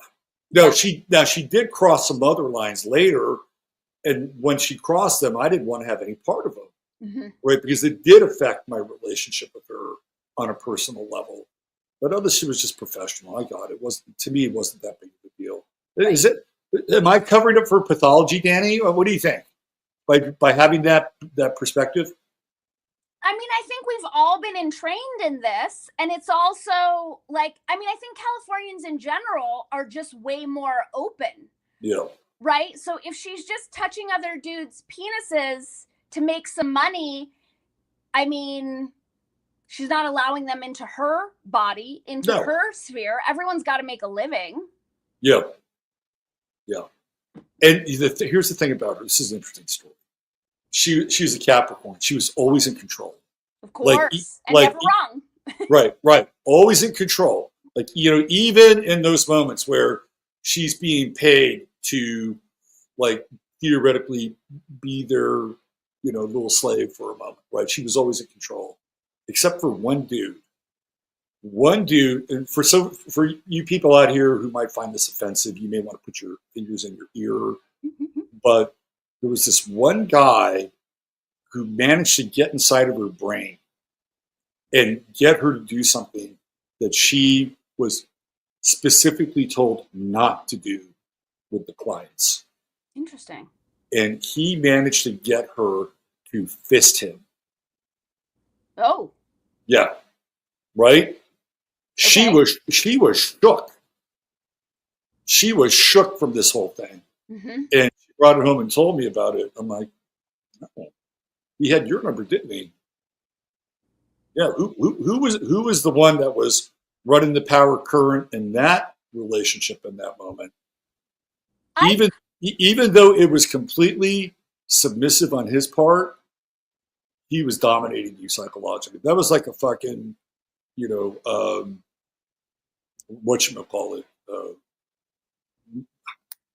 blanket on, it was a heavy duty psychological twist. Right. Yeah. Heavy duty psychological twist. And it really shook her. And I'm like, okay, well, you got played. How do you feel about it? Were you ever a fan of Jonathan Winters?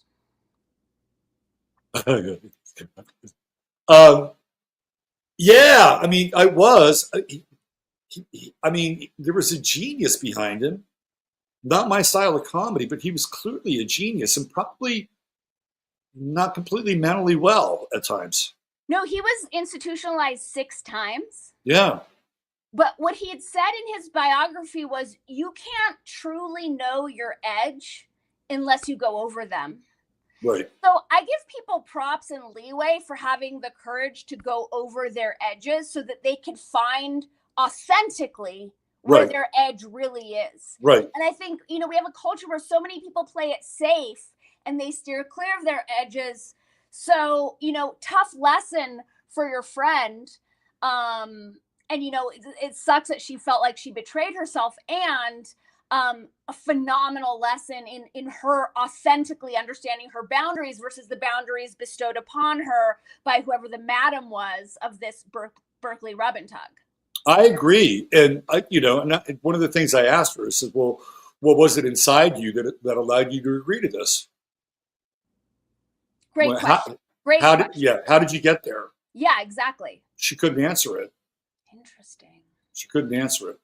But man, there's so many stories about the Bay Area and this whole kind of world that just completely, just the shit that happens there just doesn't happen anywhere else. California, Northern California, it's like a planet of its own. It's a planet unto itself, and then you wonder. Then you ask yourself, well, how did we get to Peter Thiel and Palmer Luckey and Mark Zuckerberg? Who, by the way, Mark Zuckerberg, not from California. Peter Thiel, not from California. Elon Musk, not from California. I was back in LA. So I had moved to New Mexico in 2011, moved back to LA 2015. So I was there when Elon Musk announced that he was coming to LA, and my gut was like, get out. Like this is a full-on takeover. I didn't have any logic to back that up, but my gut was like, this is a really bad move. We're under attack. We're being taken over. Yeah, by the Geek Squad. Yeah. Yeah. If you want to find out where the genesis of all of this really starts, in terms of like Silicon Valley and these characters that we're dealing with now, it really starts with the Grateful Dead. The Grateful Dead are basically born out of San Francisco and this other area called La Honda.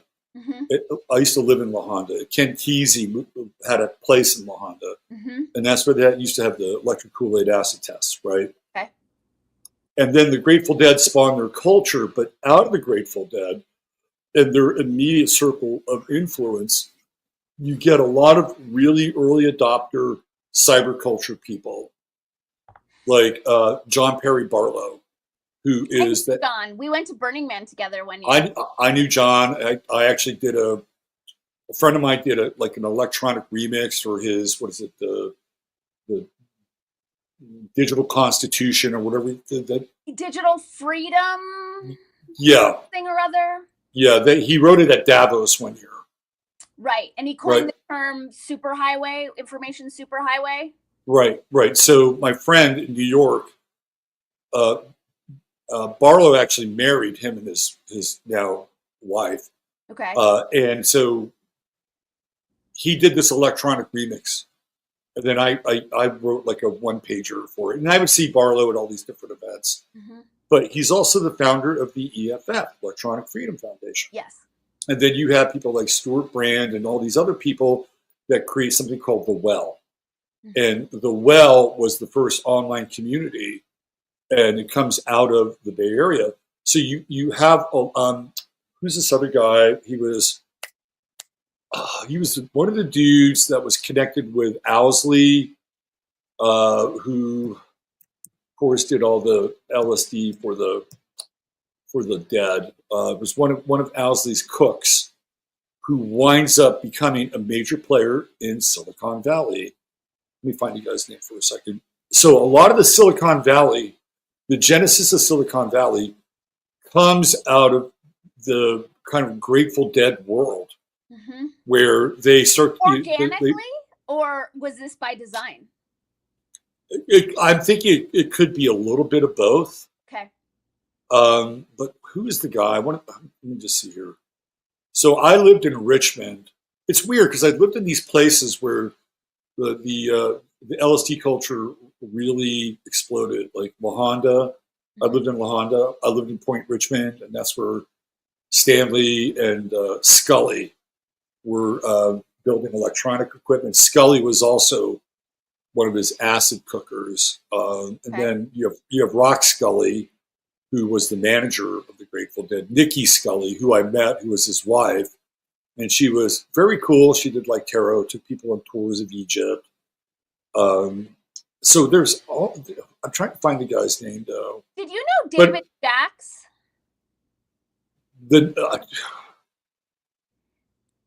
I think I was in his circle. Mm-hmm. That's a very familiar name. He was a hardcore Scientologist, and he was cooking acid for a lot of people. He also had the first conspiracy theory website that was just like a lot of little stars and you would just click on a star. You had no idea where it would lead you. It would be like JFK, aliens, Antarctica, the Federal Reserve. Like he was a Cali character as well.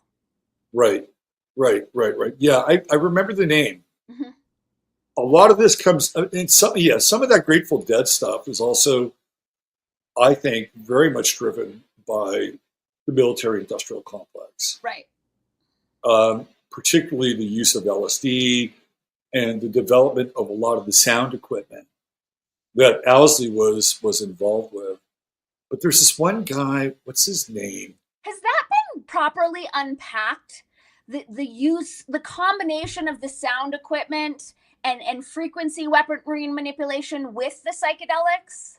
Yeah, there are a number of people who have gone down that road. Okay. Absolutely. But I think there's probably still more if you wanted to, there's still gold in that mine. Let's put it that way. Right. There's a lot there. Yeah. So anyway, I guess what I'm just trying to bring this back to California and Northern California, and that Silicon Valley has its roots with this other culture. Yeah. And they become very interested in computing. Mm-hmm. It's like it's the sort of the next wave. And they always thought that computing would be benign, right? That it would be connected to a more transparent, democratic, like even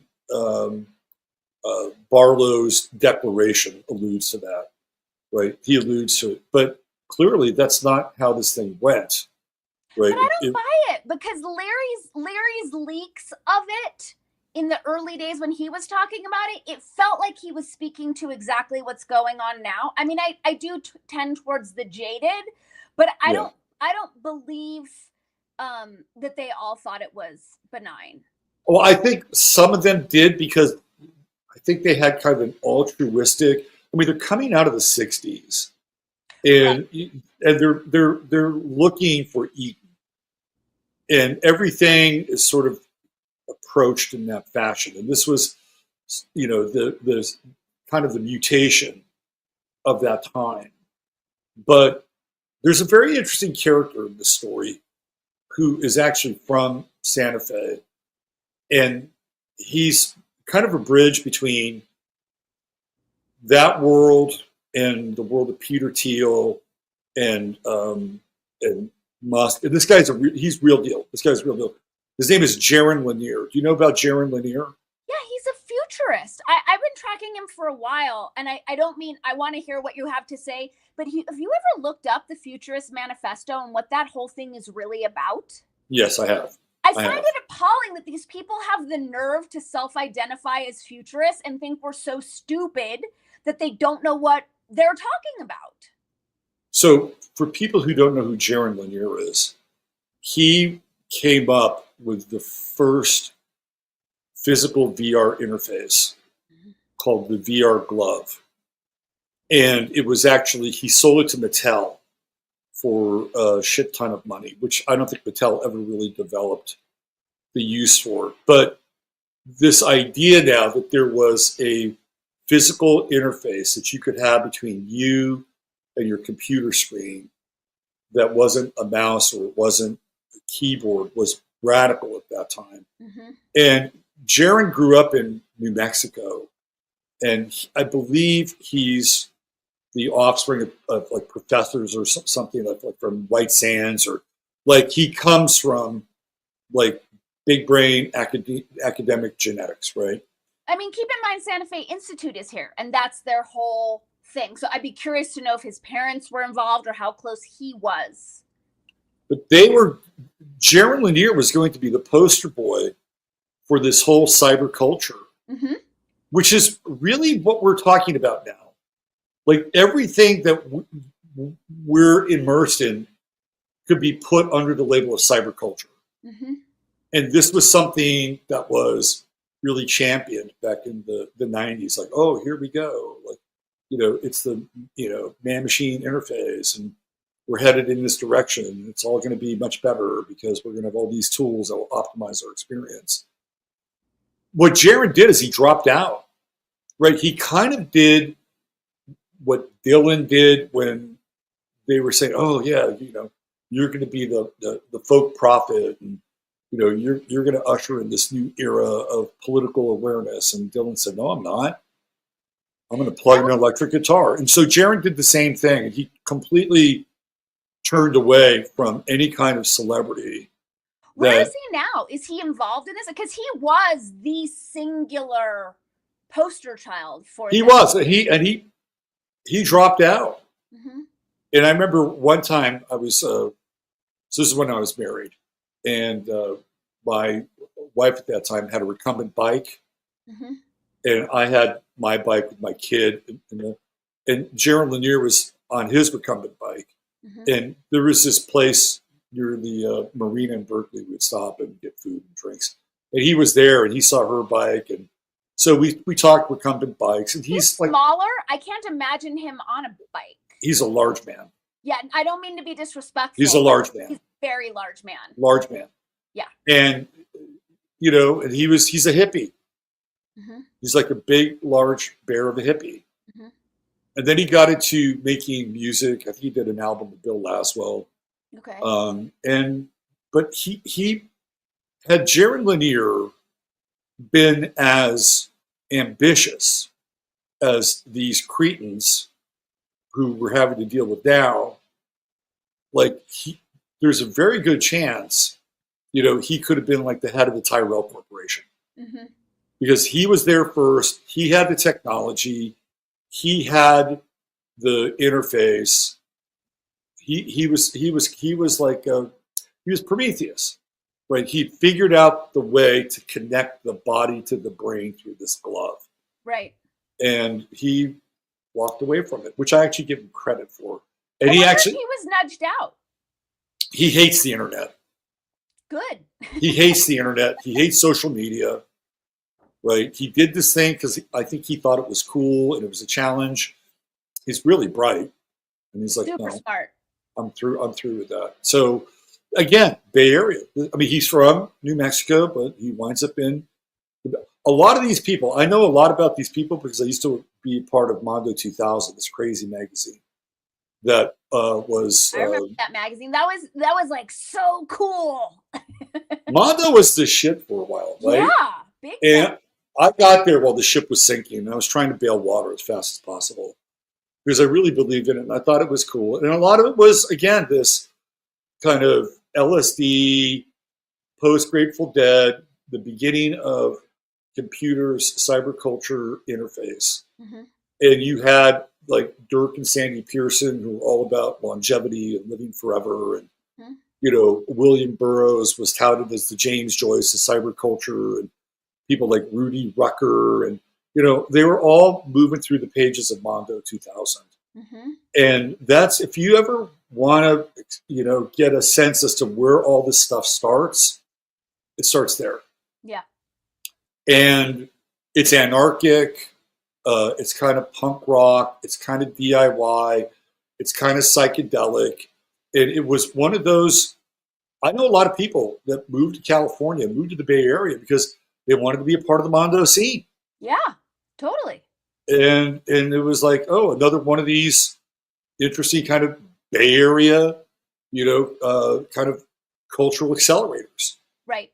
They don't live for very long, though. This is the thing. Things don't last very long in California. They get 2 or 3 or 4 or 5 year runs and then they're done. Well, it's also reminding me of magazine culture, which I miss so much. The Interview magazine, the, whatever came before Details, the guy who did Obey.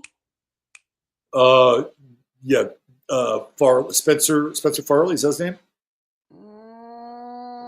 Shepard Fairey. He had a magazine, like just how much oomph and cultural cachet these different magazines. Man, some of those magazines were cool. They were really awesome. Cool. Yeah. We need to have the rebirth of the magazine. Agreed. Because then we don't have to deal with internet nonsense. We can all just contribute. It's one of the things that I love that Walter Kern's doing with County Highway, that they have a print paper. And a lot of those old magazine writers like Tama Janowitz are contributing to his paper. And I'm like, okay, I'm into what he's doing. There's a podcast on YouTube called The Lotus Eaters. Have you seen these guys? I have, and please refresh my memory. They're English, mostly two guys. There's a third that comes along for they're very good. They're very English, and their wit is very droll, very dry, and they tend to make very interesting, salient, and controversial points without sounding like they're hitting somebody in the back of the head with an ice pick, right? So they actually have a magazine that they put out. So they're creating a magazine. So yeah, I think we should bring back the magazine. For Agreed. Yeah. Yeah, that we're not at the mercy of all this nonsense. Right. And there's something, look, a lot of people look at a 500-page book and they're like, oh, right, I'll watch a 15-minute YouTube video. But a magazine is different, right? You can read a 2 or 3 page article in a magazine. Mm-hmm. And I think that there's some kind of scientific proof that there's something happens when you put your finger on a page and you turn it. There's something about the tactile connection with the brain that we don't understand. Mm-hmm. It's the same thing but different when people pick up their food.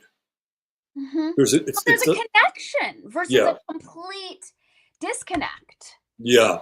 It's just like writing with a pen versus typing. Exactly. And if I'm not mistaken, like the people at Kindle, they have tried to like approximate this tactile thing. Mm-hmm. When you swipe the page. Right. Like they've tried to like tweak the glass, the load. There's something they're shooting for that thing that people get when they actually turn the page. So I'm all for the magazine. That's a brilliant idea. Yeah.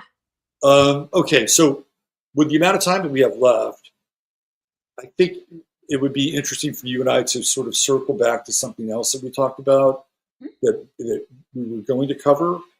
And we don't have to do a whole deep dive like you and Emily did, but it's the Ian Carroll phenomenon. Okay, that's it. We just covered it. Thanks, Dani. Thanks, Robert. See you later. Did you hear Douglas Murray going off on him in that hideous conversation with Dave Smith and Joe Rogan? So Tom had it on in the background. I walked past it. I didn't hear what they were saying per se. But what did Douglas Murray say about Ian Carroll? I'm curious.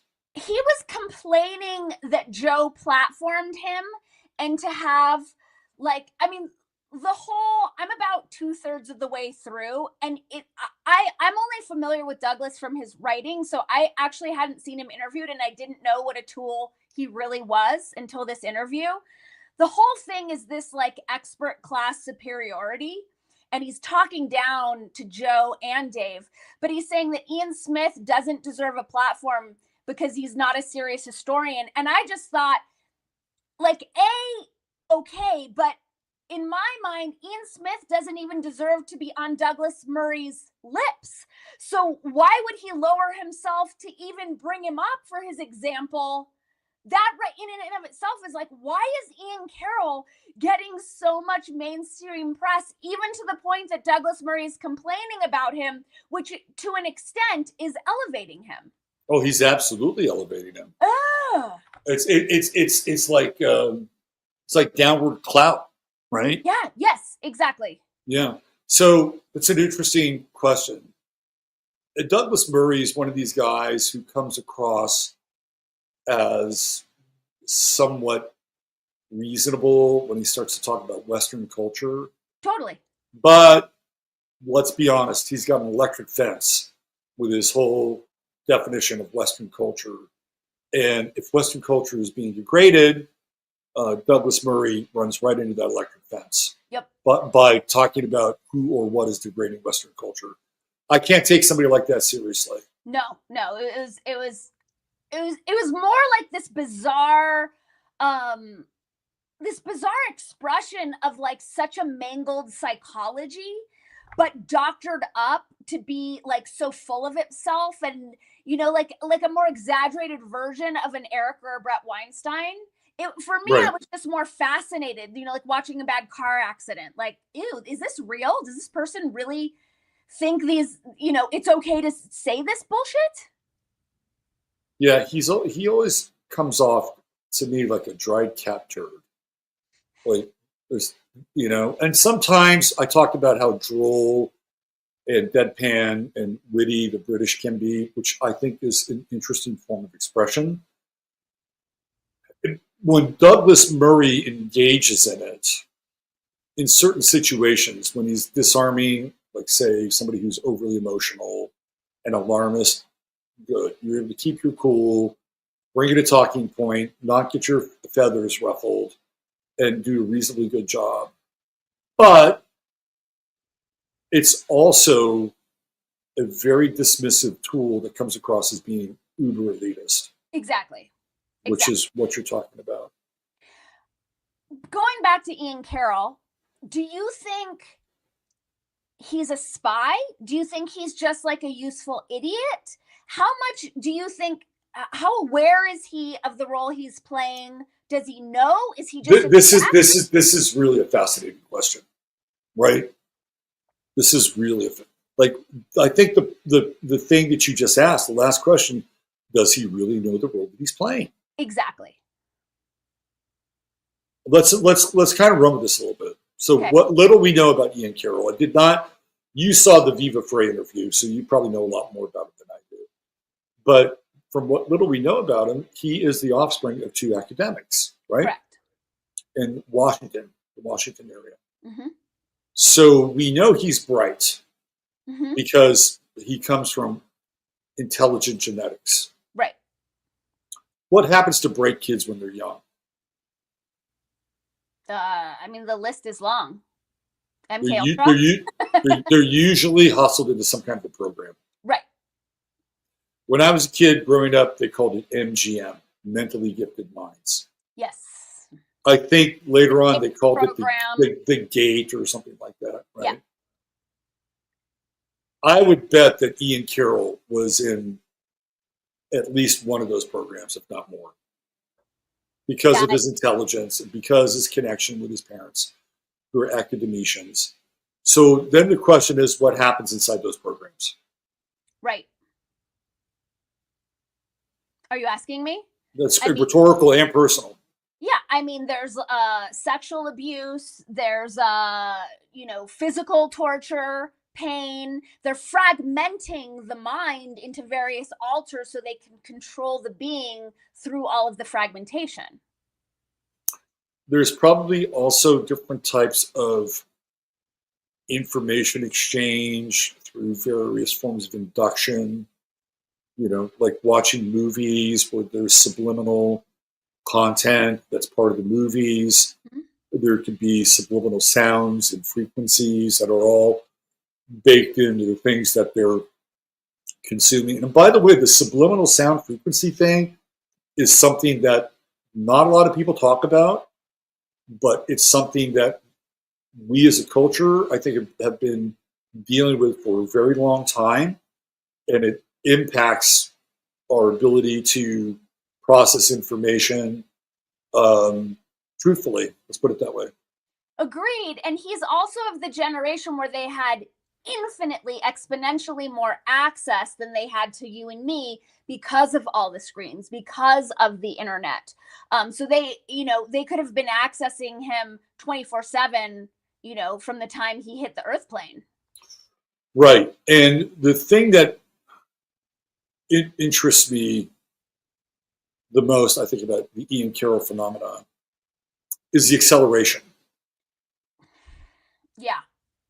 It was like a blink, and then he's everywhere on every show, on everyone's lips. Glenn Greenwald had him on. I was like, at 2, Glenn? Really? I expect it from Candace and Alex Jones and those guys. But that would surprise me. The acceleration of Ian Carroll is mind-boggling. Yeah. And for someone who's shared nothing original ever. No. I mean, he's basically regurgitating the last 20 years of sort of internet fueled conspiracy, truth, whatever. Like that's all I call him the great regurgitator. Yep. Yeah. Yes. Perfect. Yeah. And so now he's in the business of breaking stories. I mean, breaking stories is him sharing an opinion that's rebranded as him breaking a story with this whole RFK sexual blackmail. Well, there's that, right? Here's what happens. You get somebody like Ian Carroll, who's very, very popular, and all of a sudden, for whatever reason, people want to connect with him, they want to interview him, and maybe they see him as, I don't know, sort of a gateway to truth. He's had people, again, this is according to him, from inside the Daily Wire feeding him information about Jeremy Boyne and what's going on there.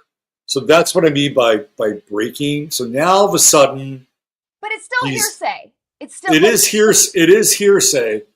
But now he's got channels now, theoretically. Allegedly, I said theoretically. He did not have them before. Correct. Like, for people who don't know how he started out, he started off going down, I think, grocery aisles. Correct. Looking at the ingredients of things and putting them on TikTok. And then there is some controversy about some of the work he did that was connected to GameStop. Yep. And the Wall Street apes. There are some people, and again, this is all secondhand and something I don't know a ton about, but there are some people who claim that he actually took a lot of the research that was done by somebody else, and used that to become the GameStop guy, which he did the same thing with the Laurel Canyon stuff. Also Epstein stuff, until he started to get called out on it and starting to give Whitney credit. Right. And so I remember one time he talked with this one guy about the music industry in the 60s. I'm like, when the fuck did you become an expert on this? Right. When, according to his story, he was still a mind-controlled libtard when the pandemic hit. So all of a sudden he's the expert on everything? He's the expert on everything, right? I mean, it's like, oh. And then I didn't see all the Rogan things, so I can't vouch for whether or not he actually did some attribution around the Laurel Canyon stuff with Dave McGowan. The book. He mentions the weird scenes from the Canyon book. Okay. But again, it's all stuff that he's the amalgamation of the everyman on the internet who's gone down a bunch of rabbit holes. Yep. And he's been given a mic. Correct.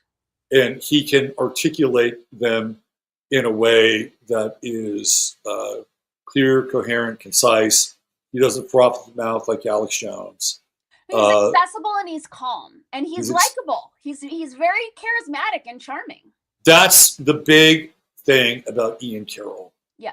He's likable. He's calm. He's charming.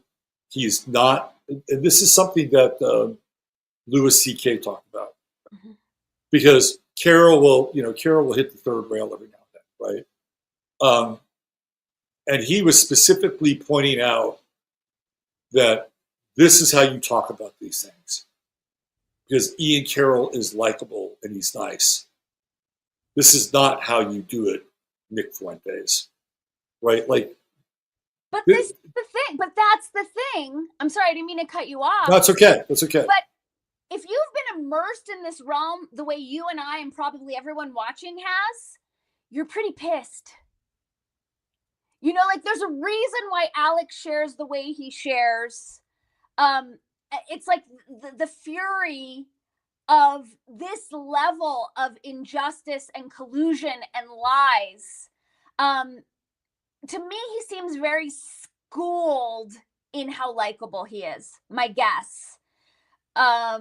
Because that seems to be his secret sauce, is that he's so chill and sweet and whatever, which is, I find that odd for a conspiracy theorist?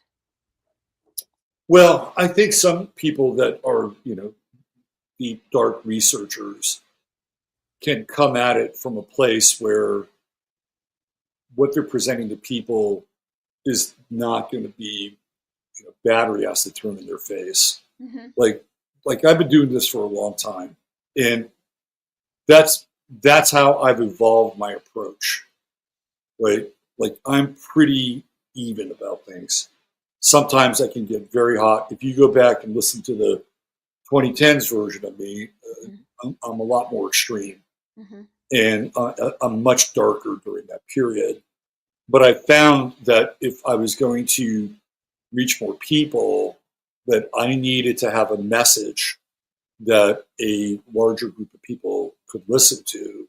Didn't mean I had to dilute my message, right? That's a difference. There's a difference between diluting one's message and figuring out how to communicate it in a way that brings more people along. There are still people that don't like me. There are still people that think I'm either nuts or anti-Semitic, or there are people that accuse me of that I hate women, right? Like, a lot of that stuff is out there, right? But, I have consciously chosen to go down this path because when you get into the subject of volatility, and these are very volatile subjects we're talking about here, right? Adding more volatility doesn't always help. Agreed. And I think whoever created Ian Carroll, or however Ian Carroll crafted his persona, they figured this out so he could have maximum impact on as many people as possible, because he's not alienating, he's not polarizing, and theoretically he is trying to be quote unquote fair, right? That is that. Nicole Shanahan. I say theoretically trying to be fair. Right. Yeah. So I think he's the latest version of Q. That's what I think. Agreed. So who do you think created him? Now I ran this theory past you, and I think there could be some tread on this tire. If you look at Ian Carroll, Candace Owens, which by the way happened, right? Yep. And Tucker Carlson, they all represent different demographics, but they're all sort of around the same message. Yep. Right? So Candace, because she's black and she's a female, can talk about Jews. Yep. She has the social cred to talk about Jews. Yep. She could talk about Israel, Zionists, the Chabad culture, free reign, right? Who's Candace's demographic? A lot of women.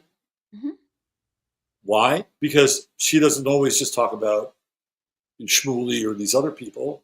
She'll talk about Blake Lively and Ryan Reynolds, and so there's a little bit of kind of gossipy stuff in Candace's world. More pop culture. Right.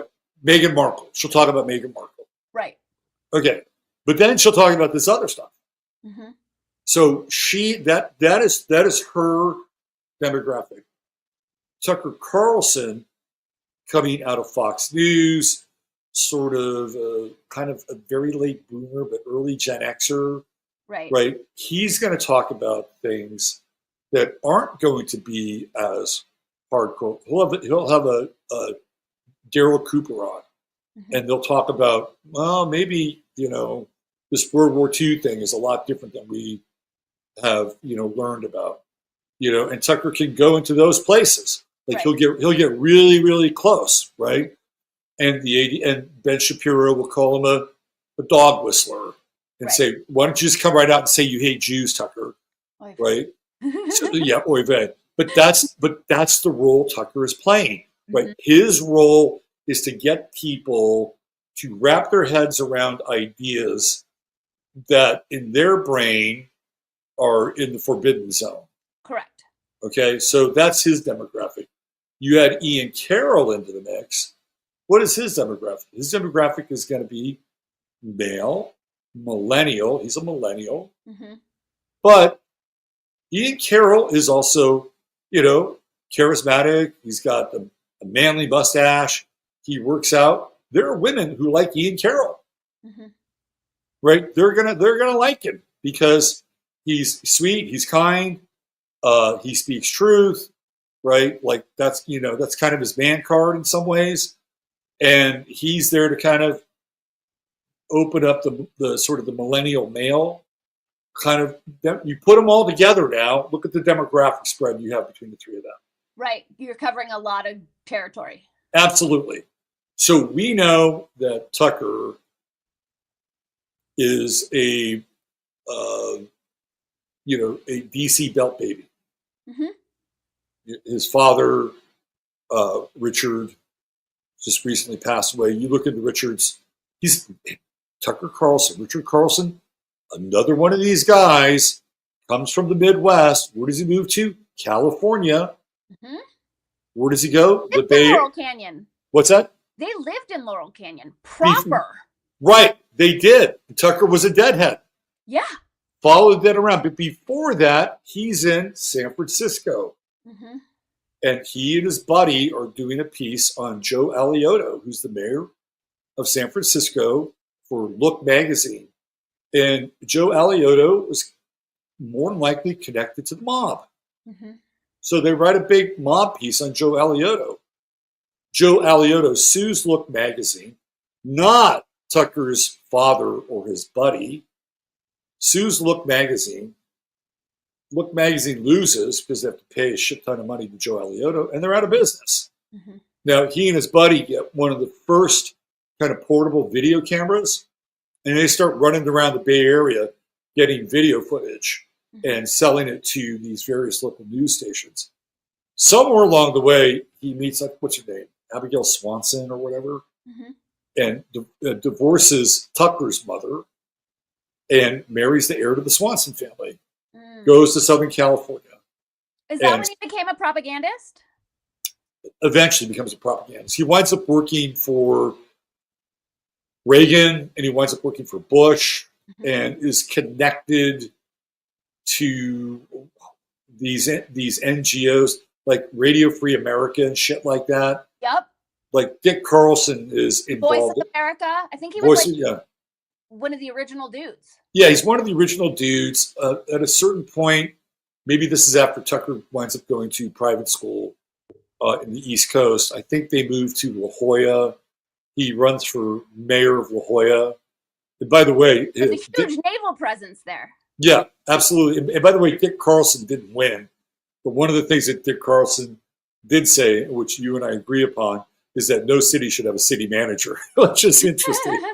So, like, Tucker grows up with this stuff. Now, full disclosure, I actually had a client, somebody who I had a connection with for a while, who was friends with Tucker's brother and would go to the Carlson household, like for holidays and stuff like that.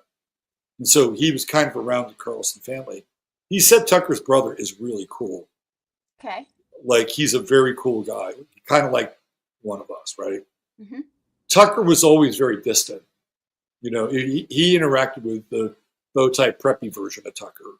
Okay. He didn't have anything bad to say about him, but he had a lot of good things to say about his brother, because that was his connection. He knew the brother. So Tucker grows up in this background, right? He's indoctrinated. He's going to the private schools that are going to get in his head. Yep. And he comes out of this sort of being a junior version of Dick Carlson. Mm-hmm. By the way, Dick Carlson, that's not even his real name. He was adopted. Oh, that's right. He has adopted parents. So these characters, I swear, and where do they go? Where do they always fucking go to reinvent themselves? California. Mm-hmm. The land of reinvention. So and keep in mind, I just want to say, because we watched the narrative of Tucker's awakening as he was moving out of Fox. And so much a part of that was like how he didn't know these things. And he comes from such an insider family. I find it very hard to believe that he grew up with Dick Carlson as his father, chief propagandist, for however many administrations and didn't know how this world actually works. I think, and maybe this is where he parallels with Ian Carroll. Okay. That if we're looking at Ian Carroll as being somebody who might have been indoctrinated, fragmented, right? Tucker's got his own version of this. Right, of course. And Tucker, who knows what they did to him in Laurel Canyon, and. Well, I mean, if you just look at, okay, earlier we talked about power and power exchange. Mm-hmm. If you look at Dick Carlson, his ascent into the Reagan and Bush world starts with things like mortgages and lending. Okay. That's how he gets in. Okay. And then once you're in that world, you understand the levers of power. Mm-hmm. You understand who has it, how they hold on to it, how they keep other people from accessing it. And power becomes this sort of self-generating kind of spirit Mm-hmm. in one's life. Mm-hmm. And so once you're in that world and you know where the levers are and you have the backstage pass, whether it's with Reagan or Bush, you don't want to let that go, right? And then once you define power on those terms, then you see anybody outside of that circle as not having power. And you can make all sorts of value judgments about who they are in their lives, right? Yep. So this is what Tucker grew up with. He grew up in an indoctrination of power.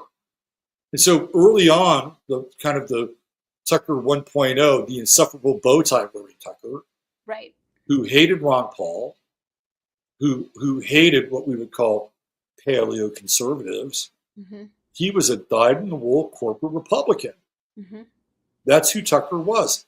That's what he defended. Those were his values. He was smarmy and he was utterly unlikable, mm-hmm. right? And he was also, if I'm not mistaken, on CNN. Mm-hmm. That's where he gets his break. And then eventually that goes south and he gets picked up by Fox. And this is sort of the transformation of the new Tucker, mm-hmm. which is Tucker as more of a populist. Mm-hmm. versus an elitist. And we get to see that transformation. Right. With Tucker, going from elitist to populist, until ultimately he's way too populist for Fox. And now he's running something out of his tool shed up in Maine, right? Well, and also keeping in mind, like, what an effective storytelling technique it is to see someone's public evolution versus someone who just gets it and comes at us as a populist. It's going to have way more oomph when we watch. Right, absolutely, because he saw the light. Allegedly. Right? He saw, right. Now, again, disclaimer, I don't dislike Tucker. And he has certain people on his show that I will find interesting. Mm-hmm. And there's some good things that can be spoken about or talked about on his platform. Which I think is key for any bad actor, controlled opposition, disinformation agent. We're not living in a black and white world where they all suck. Like, I still watch Rogan. I still watch Tucker. I get value. It's not so black and white as that. Even within, there is value. But it's like, I shared the metaphor the other day of, like, if you make this beautiful, nutritious salad with microgreens and, nutritional yeast and all these beautiful things, and you also sprinkle arsenic on it, yes, there are nutrients in that salad. And yes, that salad is also poison. It's both. It's yes and. Right. Exactly. Okay, so let's take a look at Candace Owens. Candace Owens, her genesis is quite interesting. Former liberal. They're all former liberals, by the way. Oh, of course. Tucker wasn't a former liberal. Tucker was the most anti-liberal person you could find. Right. But he was a corporate Republican, which is almost as bad as being a liberal. He was like the Alex P. Keaton of Family Ties. Oh, perfect example. That is a perfect comp. Absolutely. So Candace, she comes out of this weird like modeling agency, right? Like there's this weird kind of talent agency, and I think what's her name from Nicole Bober kind of comes through the same place. Do you know this? Do you know about this? I did not know this. Yeah, so Nicole Bober and Candace Owens kind of have the same genesis. And so she comes to this sort of like model talent agency where she's cute, and it's like, what are we going to do with her? Like, what are we going to do with this person? She's a talent. What are we going to do with her? Okay, well, initially she's liberal, and she comes off as kind of being like, you know, semi-stock black liberal in female rights, women's rights, right? Was this when she had Red Pill Black, her YouTube channel? Or was this predate that? It predates that. Okay. Predates that. Okay. And then, of course, again, like Tucker, who sees the light, she sees the light, and she starts to become more proactively conservative. Mm-hmm. It's like, oh, who's this person? Where did she come from? Oh, she's very articulate. Look at her. And whatever you think about Candace Owens can say more things in 1 minute than anyone else I've ever heard, and not feel forced or rushed, and put it all together. Mm-hmm. That is a skill. Mm-hmm. She could talk for a minute and get 3 minutes of ideas in. I used to see her do this on Tucker a lot. Look at that. Oh, she's got some facility there. So then she gets picked up by the Daily Wire. Mm-hmm. And she does the George Floyd documentary. Mm-hmm. And it's really the George Floyd documentary that really, like, she was circulated in all these different shows, but it's the George Floyd documentary that really puts her on the map. Mm-hmm. Because she's asking uncomfortable questions about George Floyd and race and all this other stuff. So she goes through just to fill out the conversation, because I know you've had Miriam Hanine on the show. Right. Miriam has articulated a lot of suspicions as to where Candace got a lot of that information. I don't know anything about it. I just wanted to bring that in. Well, yeah, because you got to go somewhere for it, right? Unless you have an incredible team of producers and researchers. And I'm not sure if she does or she doesn't, but clearly Miriam's information has been out there, you know, through her podcast and all the other stuff she's been doing. It wouldn't be that far of a stretch to have somebody like Candace look at that and go, oh, let's take this, let's take this, let's take this. Right. So then she has this falling out with the Daily Wire, which I believe is actually, I don't know, is it theater? Did they set it all up, or is it real? Right? I'm leaning into the more real part. She befriends Kanye West. They have that moment in Paris where they're hanging out together and they're wearing these shirts, White Lives Matter. And then she comes up with Christ is King. Yep. And the Christ is King is the Rubicon. Sorry, Candace, you got to go. And that all of a sudden legitimizes her in a very significant way. Well, and also notice that's the initiation ritual for all these guys, is their big, literal come to Jesus, public come to Jesus moment, and then they're given the keys to the castle. Right, right. Now, there's two things about Candace that are interesting. One, she converts to Catholicism. Mm-hmm. Two, she marries the son of an order of the British Empire. And I looked into her father. The weird thing about his father is it looks like he's somebody who bought a title. Oh. But the father to me, and maybe this is just sort of the Wikipedia cover story, mm-hmm. but the story about his father is his father bought the title, and it may not necessarily be a bloodline title, but nonetheless, right? OBE, Order of the British Empire, and that's who she marries into. Her husband is not poor. Oh, no. If Candace Owens didn't have to work another day in her life, she wouldn't need to, right? So again, we're looking at how she got here. Where did she come from? Is there a cultivation process? Who is she working for?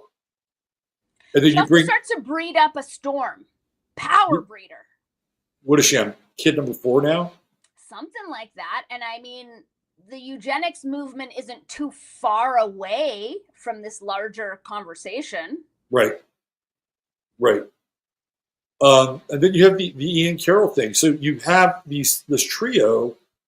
Now, I have a feeling that they're connected to some kind of intelligence group together. That's my sense. Right. Now, I don't think it's the CIA. I don't think it's a CIA group. Okay. I think it's a did you ever see 3 Days of the Condor? Way back in the day. It's a must-see for everybody. It's a great movie.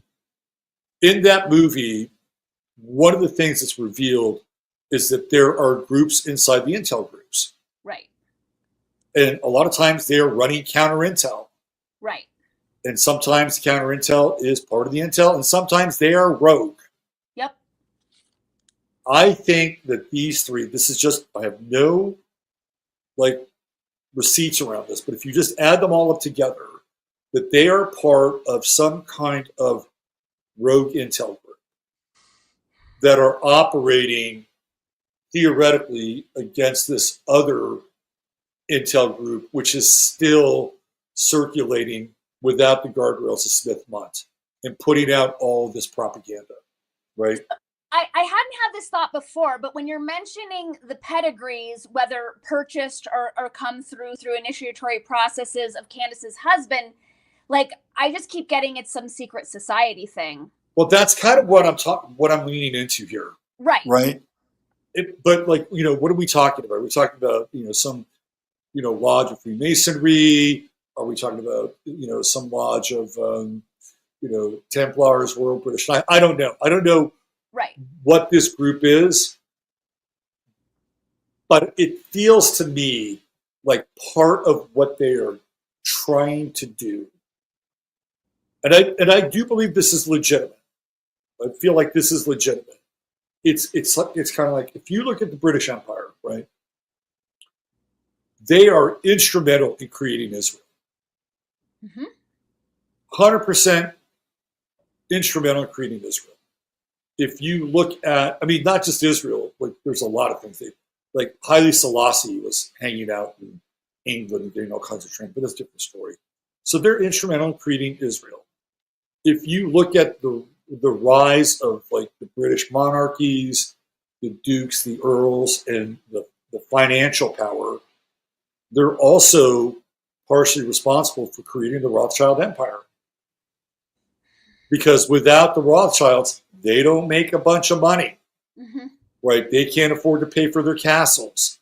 They can't afford to pay for their gold or their pearls. So they do a deal with the devil in the Rothschild Empire, right? They do a deal with the Zionists and Theodore Herzl. And we'll give you mandate Palestine. So the English have their fingers in these pies and the creation of it. My sense is that, and maybe this goes into MI6 or maybe one of these groups that you're talking about, that they want to undo the thing that had been done. Or it's like, okay, you created all this stuff, you guys have had this privilege of, us, having Lord Balfour write you that letter, or allowing you to, to buy all these stocks when everybody was selling, after Waterloo. Okay, enough is enough. Right? We're pulling the plug in this operation. And now you have Tucker Carlson, you have Candace Owens, who is married into that world. Right. And then you have Ian Carroll. And are they doing the dirty work of a group that is saying, okay, yeah, we're actually Dr. Frankenstein, and now we've got to rein in the golem? Is this what's happening? It's interesting because you had mentioned this sort of unholy trinity before at least I saw Ian and Candace officially join forces publicly. Right, I talked to you about it, right? Right, and that was before, right? So I was like, okay, Robert's spot on this. But I do wonder if Ian wasn't elevated to this position and then it was like multiple different groups started vying for his allegiance and to use him because, you know, he was playing into the Rescue Republic thing and he was sharing a lot of the talking points as all the like usual wellness company suspects. So it does feel like there was a pivot in the past couple weeks that maybe this faction claimed, like maybe there was like some sort of hazing ritual with a bunch of different groups. And then ultimately, or at least in this moment, he's landed with the Candace Tucker faction and whoever's propping them up. Because it seemed like he was playing a few different games and putting out a couple different, you know, sham show narratives before he's recently landed with the Tucker Candace group. And the thing about Ian Carroll is that he has sort of the broadest appeal. You know, if you're a health conscious person, well, he's got that. If you are America First, well, he's got that. Mm-hmm. If you want to call Gaza, Palestine, Israel into question, he's got that. Right? He's like the fucking Walmart. Although he's vacillated on Gaza, Palestine. Did you hear him when he said it was a good idea to turn Gaza into beachfront property for rich people? Well, so I heard that. And so there was a part of me, like the pragmatic part of me, which, by the way, I actually, believe it or not, I'm going to say this. I said that before he did. Okay. But not the beachfront part. It was like, okay, how do you solve the Palestine-Gaza issue? Stay out of it? Well, no. My thing was you literally annex it. If you're the United States, you annex it, and then you get to determine what happens there. Not Israel. Who the hell are we to take control of this part of the world? Because, well, here's playing devil's advocate. Because whatever's happening there, it's not working. Right? Like that's Israel. Our business. I agree with you. But if we did care theoretically about these people. But we don't. What if we did? No, I'm just saying if we did. Right.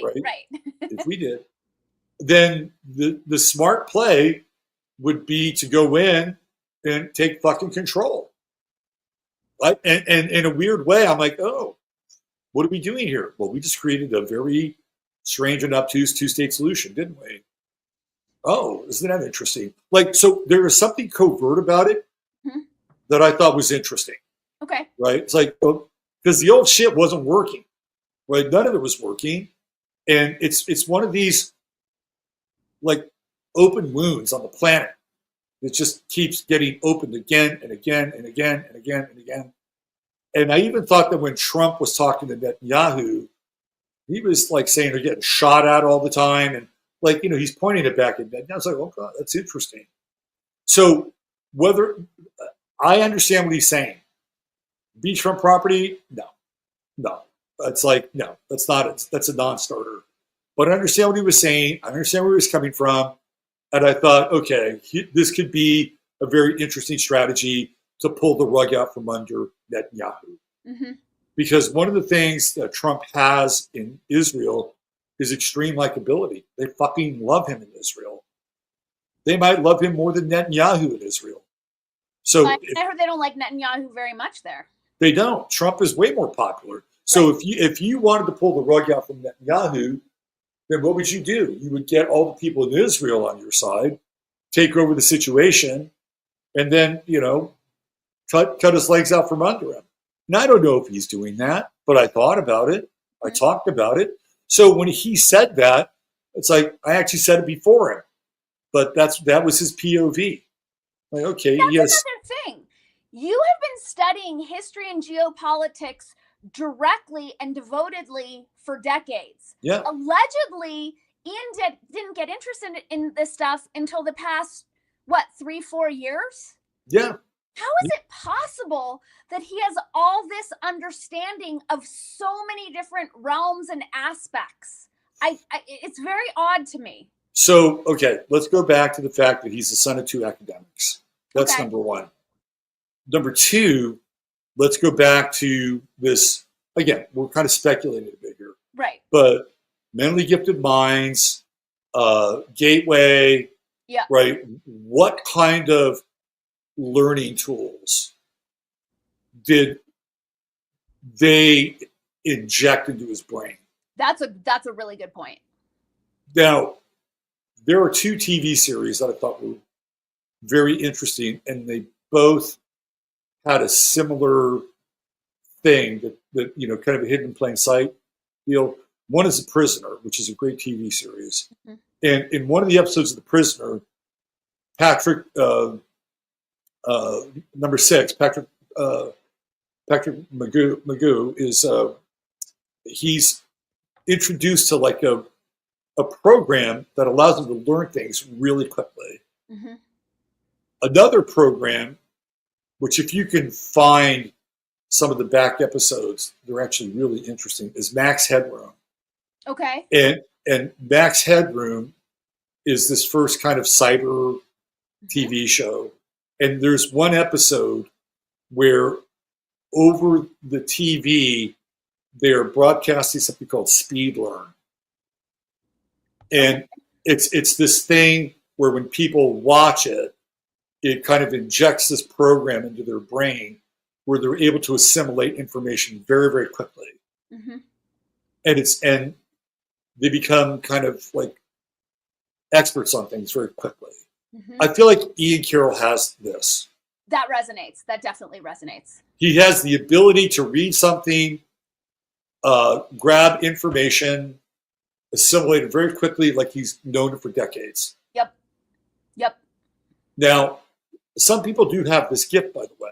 Mm-hmm. Some people can do it. Not everybody can. But the way that he can do it and sound like he's an expert is rare. Yep. It's very rare. So I think that's what's going on with Ian Carroll. I think this is all speculative, Mm-hmm. but he's got some wiring, something going on in his brain that allows him to do this and then regurgitate, the great regurgitator, almost chapter and verse, right? Mm-hmm. Some of this is photographic memory, which some people have direct photographic memory. Some people have partial photographic memory. But I think he probably has some of that as well. And to your point, there are other people who've been, I think, it's kind of you bring up an interesting thing, right? Like, let's think of Ian Carroll as a weapon. Mm-hmm. And you would have all these different countries sort of vying for this weapon. Yes. And I think he could probably be put in that category. And it's like, yeah, for sure. You remember that there's a TV series called Chuck? Mm-mm. So this is who Chuck is. Chuck is Ian Carroll. Look up Chuck, the TV series Chuck. So I have a new theory about Ian Carroll. And I just want to be clear. This is just an opinion based on a hunch. I'm not saying that this is the case. And I also want to be clear that I'm not saying this to gossip, but I'm saying this that with the intention that by putting it out there, it will mitigate harm. So Ian was just named in the last week or so one of the headliners of the Confluence gathering in Bandera, Texas. Have you heard this? No, this is not the who are those people? Sovereignty Ranch. Okay, yeah, it's I know those guys. I forget the name. But go ahead. It's an Engelhart operation. Yeah. So there was a bunch of controversy in the community of like, why would you guys let this guy who's clearly controlled in? And of course, me with my big fat mouth, I was saying I was sharing a lot of my concern about this, and the organizers got in touch with me. Because one of my questions was, how did this happen? How did he weasel his way into this like grand infiltration? And the person who owns the ranch, she recently lost her restaurants in Los Angeles. And it was a targeted attack because she had vegan restaurants. She started to serve like a couple regenerative meats. And Google went after her. Yelp went after her. Every paper in the country went after her. And ultimately, she closed her businesses. And this was very public. Ian shows up on the farm as this is happening, right in the aftermath. And he just is there to learn. This is like his script. He's there to learn. And he overhears them scrambling to find cooks to work at the event since they've closed their restaurant and they've lost their cooks. And he volunteers to be one of the cooks. And then they said, well, it would probably be better if you would speak. It'll help us sell more tickets, whatever. When I heard that story, again, I tend towards the jaded. I'm not saying this is what it is, but my gut was like, this is a spy now. I just thought he was a propagandist. But if he's targeting them and going in to take down someone who not only hosts this gathering, but is building, very ambitious kind of freedom community, it would make sense to sabotage her. What's the name of the conference? Confluence. This is all my opinion. I'm not saying this is the case, but my spidey sense went up even more when I heard that story and that he just happened to show up there. Right. So this is right down the road from me. And it would be great to see you if you felt like dropping in. But I've seen this. I saw this happen in Santa Fe, where the assets target the people with the most influence, who are supporting the most people, right? And this happened in Santa Fe. The guy who had the warehouse where we were having all of our secret meetings, secret dances, sovereignty workshops, law workshops, they took him out. And it was like, wow, what a great way to attack the community. You take out the people who are holding the physical spaces where we get to gather. So again, I'm praying that I'm wrong and I'm just being like a freakazoid conspiracy theorist. But, pulling back high level, it would make sense to sabotage the people who own this ranch. So what would be the outcome of the sabotage? What would that look like? I mean, if he's going to be there with all of us, where we're sharing information about our plans for the parallel society, and to either, subvert those plans, subvert her directly and what she's creating. I don't want this to happen. I'm only speaking this in the hopes that it kind of foils any of potentiality of this timeline. But him physically being there, he's going to have a lot of insight into what the people who are really devoted to subverting the globalist agenda are doing and how we're doing it. Christopher Gardner is going to be there. Yay! I like Chris. Interesting. Very interesting. So that's going to be, about a month from now. Yep. And the woman who runs it is Molly Engelhart. Yep. And then you have Alex Zeck, The Way Forward. Mm-hmm. Let me show people what this is about. Are you gonna go? Yeah, I'm speaking. Well, I'm leaving the shop. Really? Mm-hmm. I should go. Yes, it'd be so fun. Let me see her.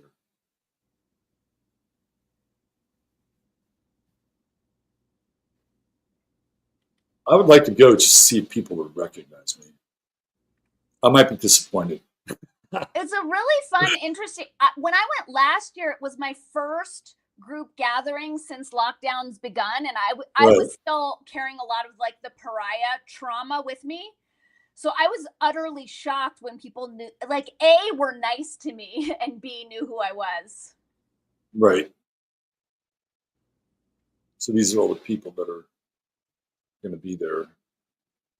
It was a really cool gathering with really, brilliant visionary things. Oh, I'm sure these are the kind of people that you probably want to spend the future with, right? I mean, totally. Yeah, I get it. I totally get it. So, are you at one of the workshops? Are you a workshop person? Yeah, I'm one of the workshops. These are the people who, like, less so than like fighting about virus, no virus, whatnot, are like, let's just create the parallel society. Like, let's just do it ourselves. The government is not going to help us. Right. Which is, again, why it's odd to me why this guy, Ian, is even going to be there. Well, I mean, he's a big draw, isn't he? Yeah. I mean, I got it from a business standpoint, which is not, it's a way I'm still learning to think.